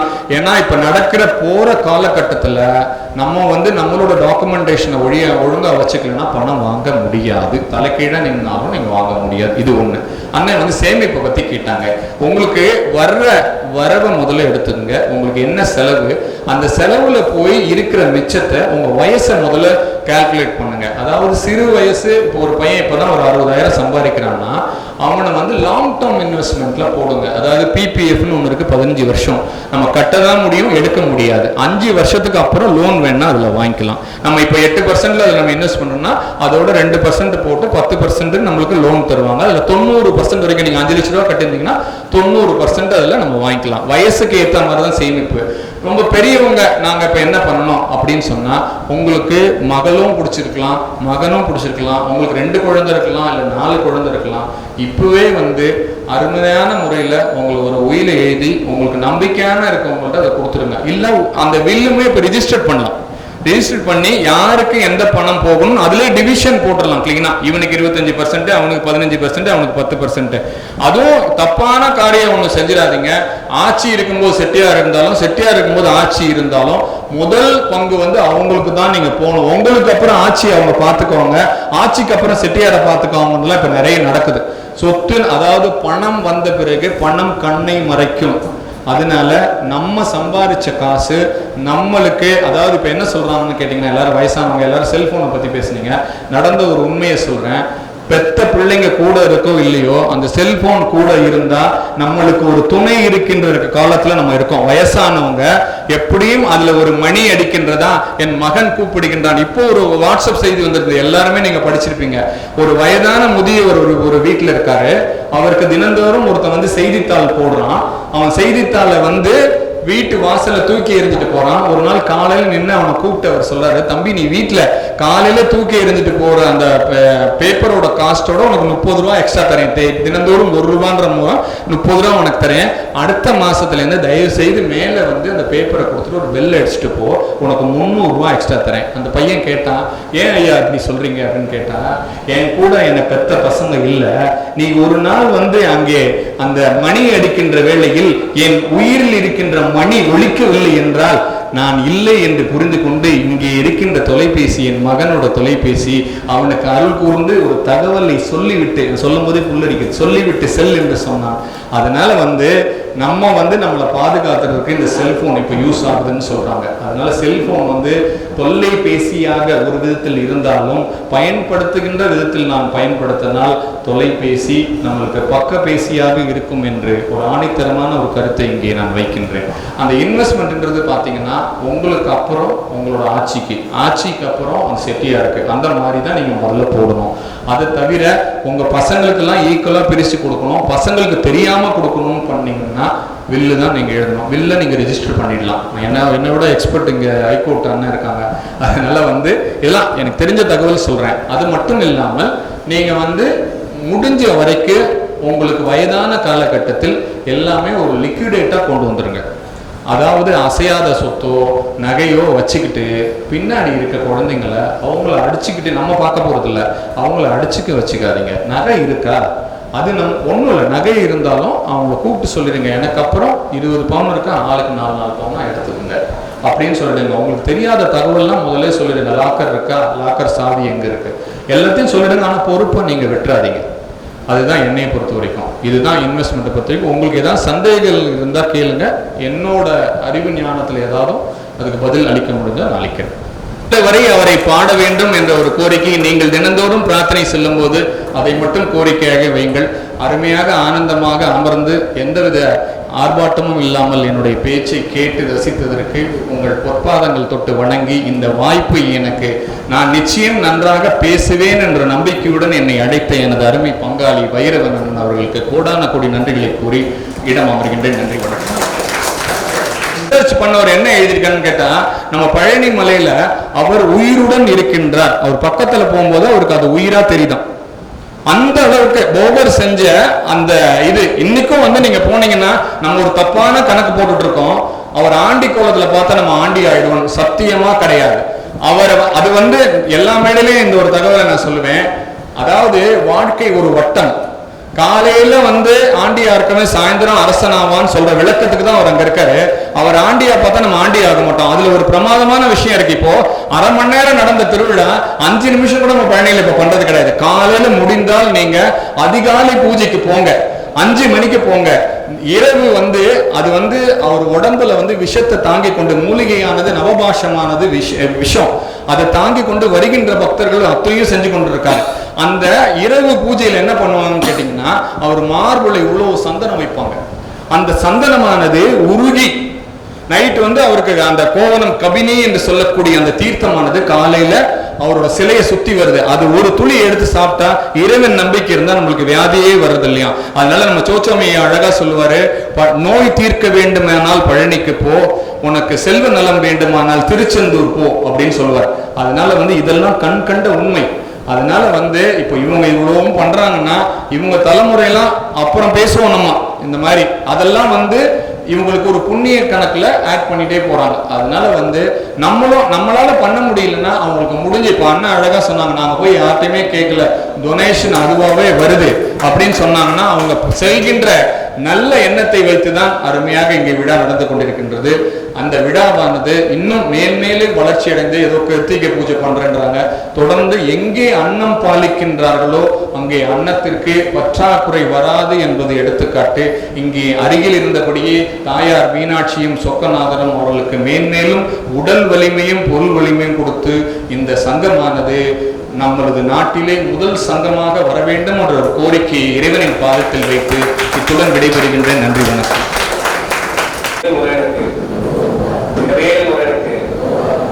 சிறப்பு விருந்தினை பற்றி நான் சொன்னது சில, சொல்லாதது பல. அதை அவர்கள் பேச்சில் நீங்கள் கண்டிருக்கலாம். நல்லா தான் பேசிட்டு இருந்தாங்க. என்னன்னா பிப்ரவரி 14 தம்பி உனக்கு நல்லா தெரியுமே அப்படின்னு என்ன சொல்ல எனக்கு ஷாக் ஆயிடுச்சு. சரி, பிப்ரவரி 14 நம்ம காரைக்குடி மக்களுக்கு பிப்ரவரி 14 வேலண்டைன்ஸ் டே பத்தி மக்களின் ஒரு வீடியோ எடுத்து விழிப்புணர்வு ஏற்படுத்துறதுக்காண்டி என்ன நினைக்கிறாங்க அப்படின்னு ஒரு மக்கள் கருத்து எடுத்து அதை யூடியூப் மற்றும் இன்ஸ்டாகிராம்லாம் போட்டிருக்கேன், காரைக்குடி மன்னன்ற சேனல்ல.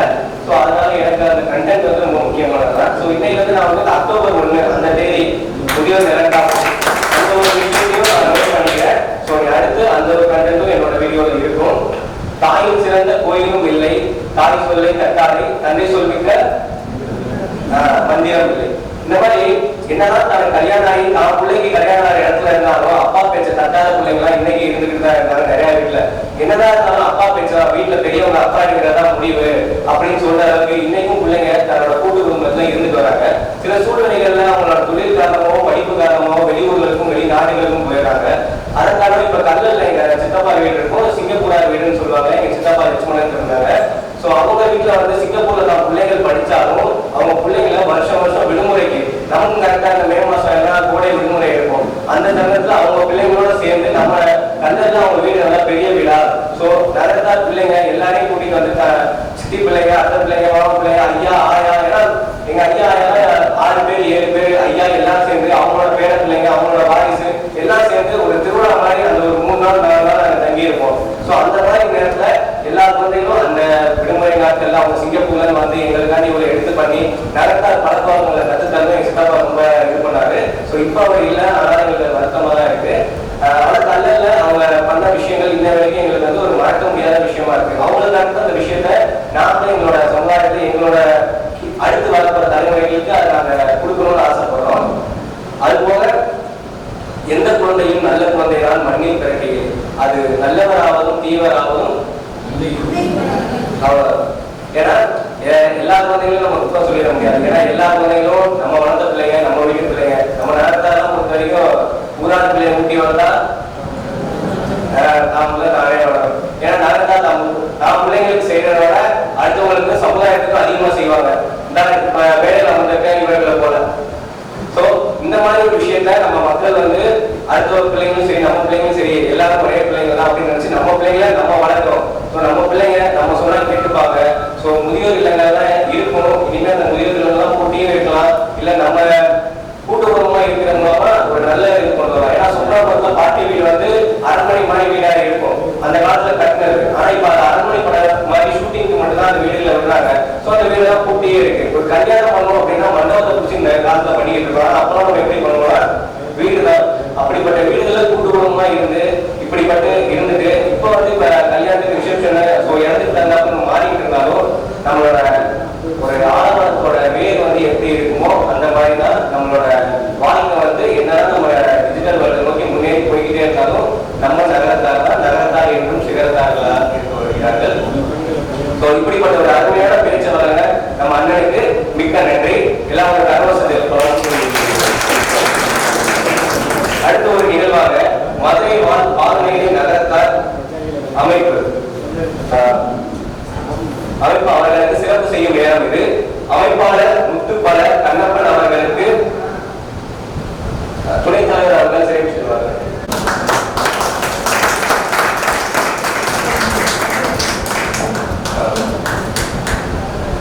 செயலாளர் எல் மாணிக்கம் அவர்களுக்கு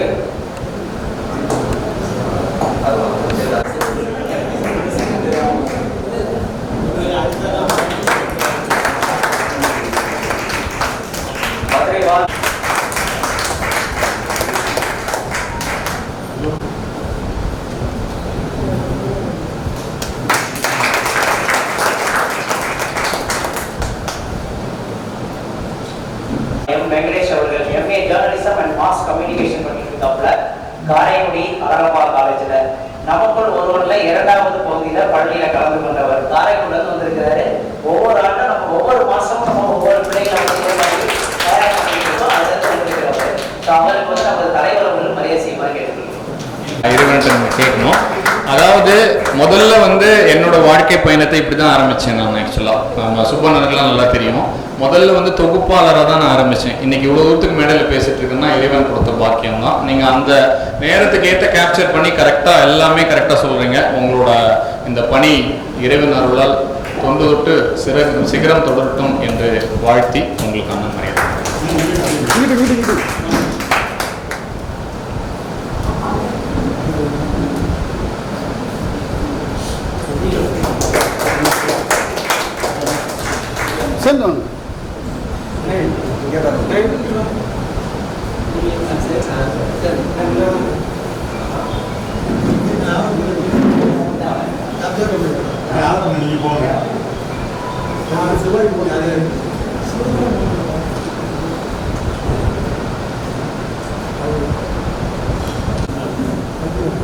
இங்கே வந்திருக்கும் நமது அண்ணன்கள் ஆட்சிமார்கள் அனைவருக்கும் வணக்கம். அதாவது நான் சாதாரணமாக பேசுகிறபடி பேசல, இது எழுதி வச்சு படிக்கல. நம்ம தலைவர்கிட்ட இதை பற்றியெல்லாம் டிஸ்கஸ் பண்ணோம். வைரவன்கிட்ட இந்த மாதிரி முதியோருக்கு பென்ஷன் ஸ்கீம் கொடுக்கணும். அதை உடனே அவங்க ஓகே பண்ணி நாங்கள் யார்கிட்டையுமே போய் ஸ்பான்சர் கொடுங்கட்டே கேட்கல. 45 பேருக்கு கொடுக்குற அளவுக்கு அவங்கவுங்களாவே கொடுத்துருந்தாங்க. அதே மாதிரி இந்த விழா நடத்துறதுக்கு 12 மாதத்துக்கு ஸ்பான்சர் வேணும்னு கேட்டோம். முதல்ல அமைப்புகள் கொடுத்தா நல்லா இருக்குமேனு எதிர்பார்த்தோம். அதே மாதிரி அமைப்புகள்லேருந்து எல்லாமே அந்தந்த அமைப்புலேருந்து அவங்கவுங்க விருப்பம் தெரிவித்து நம்ம மதுரையில் இருந்தார் சங்கமாக இருக்கட்டும், இல்லை மகளிர் சங்கம், இளைஞர் சங்கம், நாட்டு சங்கோட்டை எல்லாமே நாங்கள் வாட்ஸ்அப்பில் அந்த 12 பேரும் கொடுத்துருக்குறோம். அது மாதிரி வந்ததில் ரொம்ப சிறப்பு. இதை நம்ம ஃபுல்லேயாக கூட நம்ம நடத்தலாம். அதாவது நீங்கள் வர்ற எல்லாரும் ஒவ்வொரு ஆளுமே அனுபவம் கூட உள்ளவங்க. எங்களுக்கு தெரிஞ்சதை விட உங்களுக்கு எல்லாருக்குமே நிறைய விஷயங்கள் தெரியும். உங்களுக்குள்ள ஒரு கெட் டுகெதர் வேணும். நம்ம 10 மணிக்கு நம்ம அனௌன்ஸ் பண்ணிட்டதுக்கு 10-10:30 வந்ததும் ஒரு கெட் டுகெதர் அவங்கவுங்க பேரை சொல்லி அறிமுகப்படுத்திக்கலாம். ஒரு ஆளுக்கு ஒரு ஆள் நீங்கள் உதவி பண்ணலாம். இதுதான் நம்மளுடைய இந்த மீட்டிங்கோட முக்கியமானது. இது வந்து ஒரு ரிலாக்ஸேஷன் ப்ரோக்ராம், ஒரு கெட் டுகெதர் ப்ரோக்ராம் மாதிரி தான். ஒரு 1 hour சீஃப் கெஸ்ட் அன்னை மாதிரி வந்து பேசுகிறாங்க, நிறைய கருத்துக்கள் அன்னை புதுவில் சரவணன். அது மாதிரி ஒவ்வொரு மாதமும் 1 hour வந்து ஸ்பெஷல் கெஸ்ட்டு வந்து அவங்களுடைய ஸ்பீச் கொடுக்குறாங்க. ஆதப்பண்ணை வந்து நிறைய முயற்சி பண்ணி ஒரு என்டர்டெய்னிங்காக இருக்கட்டும் சில ப்ரோக்ராம்ஸ் எல்லாம் பண்ணாங்க. அது எவ்ரி மந்த் மாறும். நீங்களும் உங்கள் கருத்துக்களை சொல்லலாம். நம்ம என்ன மாதிரி பண்ணால் நமக்கு ஒரு உற்சாகமாக இருக்கும், ஒரு ஹாப்பியாக இருக்குங்கிறத சொன்னீங்கன்னா அது மாதிரி நம்ம எவ்ரி மந்த் ப்ரோக்ராம் நடத்தலாம். இந்த விழாவிற்கு சிறப்பு விருந்தினராக கலந்து கொண்டு சிறப்புரையாற்றிய அரளிசைமணி புதுவையில் சரவணனுக்கு நன்றி. இந்த விழாவினுடைய ஸ்பான்சர் பாகனேரி நகரத்தார், மதுரை வாழ் பாகனேர் நகரத்தாருக்கு நன்றி. மற்றும் இந்த டீமை அவங்க நான் பண்ணிகிட்டு இருக்காங்க. ஆதப்பண்ணு, சிவகுமார், ஆனந்தன்னு ப்ளஸ் இந்த நமக்குள் ஒருவன்லேருந்து ஒவ்வொரு மாதமும் ஒவ்வொருத்தங்க வந்து பண்ணாங்க. இந்த மாதம் வெங்கடேஷ் வந்திருக்காங்க, அவங்களுக்கு நன்றி. நம்ம இந்த விழா நடத்துறதுக்காக நம்ம பொதுக்குழுடைய செயற்குழுடைய கேட்ட உடனே ஒரு மனதாக எல்லாருமே நமக்கு வந்து ஒப்புதல் கொடுத்தாங்க. அதுக்காக நம்ம பொதுக்குழு உறுப்பினர்கள் அனைவருக்கும் நன்றி.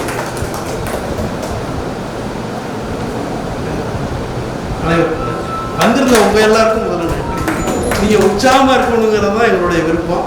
அதே மாதிரி மாதம் வந்து கலந்து கொள்ளுங்கள், உங்கள் கருத்துக்களை சொல்லுங்கள், அதுபடி நம்ம எல்லாமே செயல்படுத்தலாம். ஓகே, உள்ளிட்ட அவையை வணங்குகிறேன்.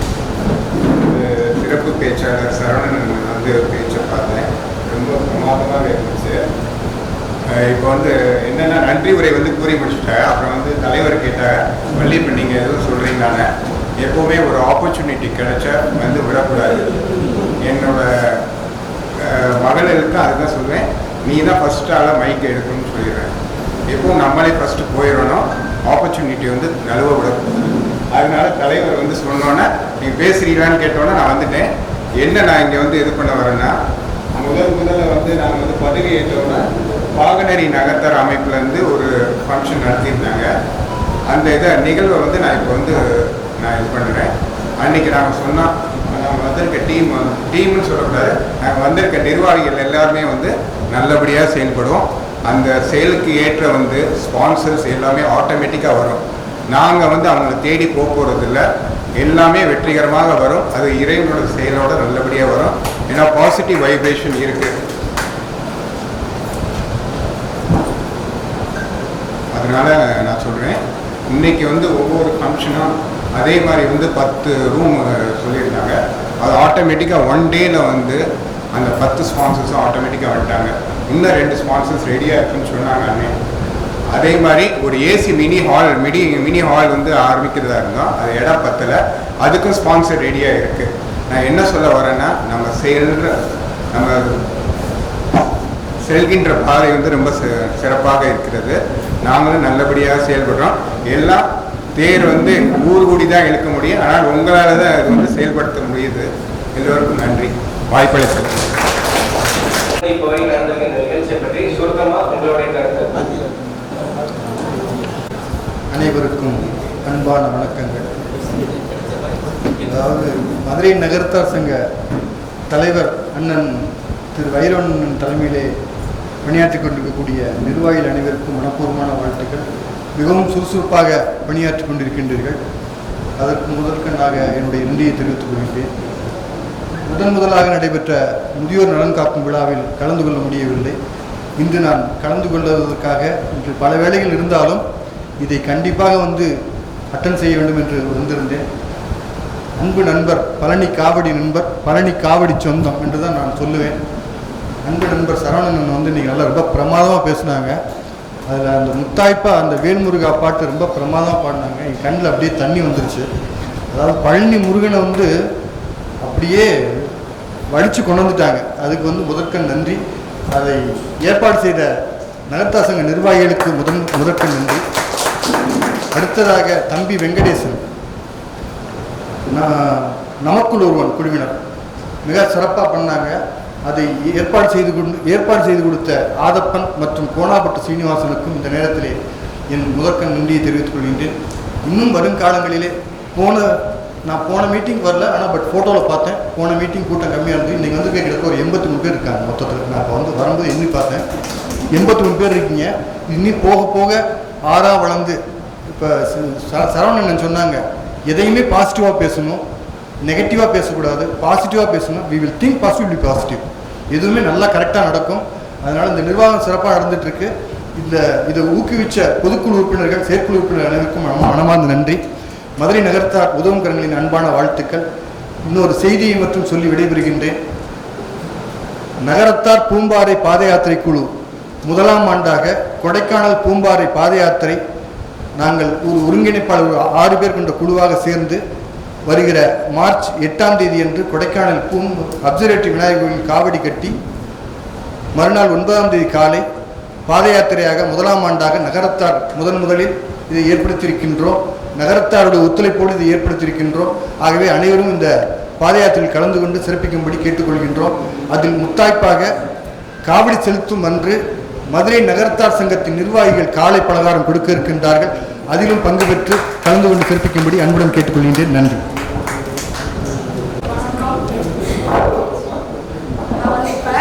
மதுரை வாழ் பாகநேரி நகரத்தார்கள் சார்பாக இங்கு வந்துள்ள அனைவரையும் முதலில் வருக என்று வரவேற்று இன்று மிக அழகாக மிக நன்றாக இந்த நிகழ்ச்சி நடந்தது. இந்த நிகழ்ச்சி ஏற்பாடு செய்த நகரத்தார் சங்க தலைவர்களுக்கும் மற்ற நிர்வாகிகளுக்கும் எங்களது அமைப்பின் சார்பில் நன்றியை தெரிவித்துக் கொள்கின்றேன். வந்தோடனே எல்லாருக்கும் ஒரு நல்ல காஃபி கொடுத்தாங்க. அதுக்கு அதிலே எல்லாருமே சுறுசுறுப்பாயிடும். அப்புறம் அடுத்தது சும்மா உட்காந்துடாதீங்க, எல்லாம் ஒரு விளையாட்டு. ஆச்சின்னா என்ன, அண்ணன்னா என்ன, பெரியவங்கன்னா என்ன, சின்னவங்களா என்ன, எல்லாரும் கோழி குண்டு வரைக்கும். அந்த காலத்தில் கோழி குண்டு தான் அடிப்பாங்க, ஆம்பளைங்க தான் பையங்க தான் அடிப்பாங்கன்னு நினச்சோம். இந்த காலத்தில் மகளிரை முதல்ல விட்டு கோழி குண்டு அடிக்க வச்சுட்டாங்க. எல்லா விளையாட்டையும் வச்சு முதல்ல எங்களை எல்லாரும் சுறுசுறுப்பாக்கி, இனி இதுவே ரொம்ப நல்ல ஆரம்பமாக இருக்கே, இனி என்ன நடக்க போகுது அப்படின்னு ஒரு சுறுசுறுப்பாக எல்லாம் கேட்குறாப்புல. ரொம்ப நல்லா நடந்துச்சு. எல்லாத்துக்கும் முத்தாய்ப்பாக மிக அழகாக திரு சரவணன் அவர்கள் நம்மளுடைய செட்டியார்களுடைய நம்மளுடைய தெய்வமே முருகனை பற்றி நல்லா பாடுறவங்களே நல்லா எல்லா தலையிலையும் கலைச்செல்வம் ஞான செல்வம் எல்லாத்தையும் மிக சிறந்தவர்களாக விளங்குவார்கள். அதன்படி விளங்கும் திரு சரவணன் அவர்கள் நம்ம எல்லாரையும் பற்றியும் ஆட்சிமார்கள் எப்படி நம்மளுடைய குடும்பத்தை சப்போர்ட் பண்ணணும், எப்படி காப்பாற்றணும், செட்டியார்கள் எப்படி அந்த வளைஞ்சு கொடுக்கணும், எல்லாம் நம்ம கையில் தான் இருக்குது. விட்டு கொடுத்து போகணும், பிள்ளைங்களை எப்படி வளர்க்கணும் அப்படிங்கிறத ரொம்ப நம்ம முதியோர்களுக்கு எப்படி நம்ம முதியோர்கள் நல்ல முதியோர்கள் இருக்கட்டும், இல்லம் இருக்கட்டும், வேறு வழி இல்லாதவர்கள் வசதியாக இருக்கணும் என்றால் கொண்டே விடலாம். அல்லது வீட்டிலேயே முதியோர்களை வைத்து நாம் அடுத்து இன்னும் கொஞ்ச நாளில் நாமும் முதியோர்களாகி விடுவோம் என்ற மனதில் கொண்டு முதியோர்களை பேண வேண்டும், போற்றி பாதுகாக்க வேண்டும் என்று மிக அழகாக பேசினார்கள். அவர்களுக்கும் எங்களது மதுரை வாழ் பாகநேரி நகரத்தார் சார்பில் நன்றியை தெரிவித்துக் கொள்கின்றேன். நன்றி. இங்கு குடியிருக்கும் அனைத்து நகரத்தார் பெருமக்களுக்கும் மற்றும் நகரத்தார் சங்க நிர்வாகிகள் அனைவருக்கும் இந்த முதியோர் நலன் காக்கும் விழா மிகவும் சிறப்பாக ஏற்பாடு செய்து கொடுத்த அனைவருக்கும் சிறந்தாழ்ந்த வணக்கங்கள். அதாவது இன்னைக்கு சிறப்பு பேச்சாளர் அண்ணன் ரொம்ப ஒரு பக்தி மயமாகவும் சேவை மயமாகவும் பேசினாங்க. அதில் பர்டிகுலராக பார்த்தீங்கன்னா அந்த முருகன் பாடலுங்கிறது ரொம்ப அருமையாக பாடினாங்க. அதில் பார்த்தீங்கன்னா நம்ம சிவல்புரி ஐயாலாம் சொல்லுவாங்க, 3 மாலை உண்டு. அதாவது பூமாலை சாற்றினால் இறைவனுக்கு பொழுதிற்குள் வாடிவிடும், காசு மாலை சாற்றினால் பொல்லாங்கு செய்துவிடும், ஆனால் பாமாலை சாற்றினால் பரம்பரையே வாழும். அந்த மாதிரி ஒரு அற்புதமான இனிய ஒரு கானத்தை நம்ம இறைவனை நேரில் அழைத்து வரக்கூடியது. பாமாலைக்கு இறங்கக்கூடிய அந்த முருகன் பாடல் மிகவும் அருமை. அவர்களுக்கு என்னுடைய சிறந்தார்ந்த நன்றிகளை தெரிவித்துக் கொள்கிறேன். இது மாதிரி இன்னும் பல நிகழ்வுகள் நமது நகரத்தார் சமூகத்தில் நடக்க வேண்டும், பெருமைகள் ஓங்க வேண்டும். அனைவருக்கும் நன்றி, வணக்கம்.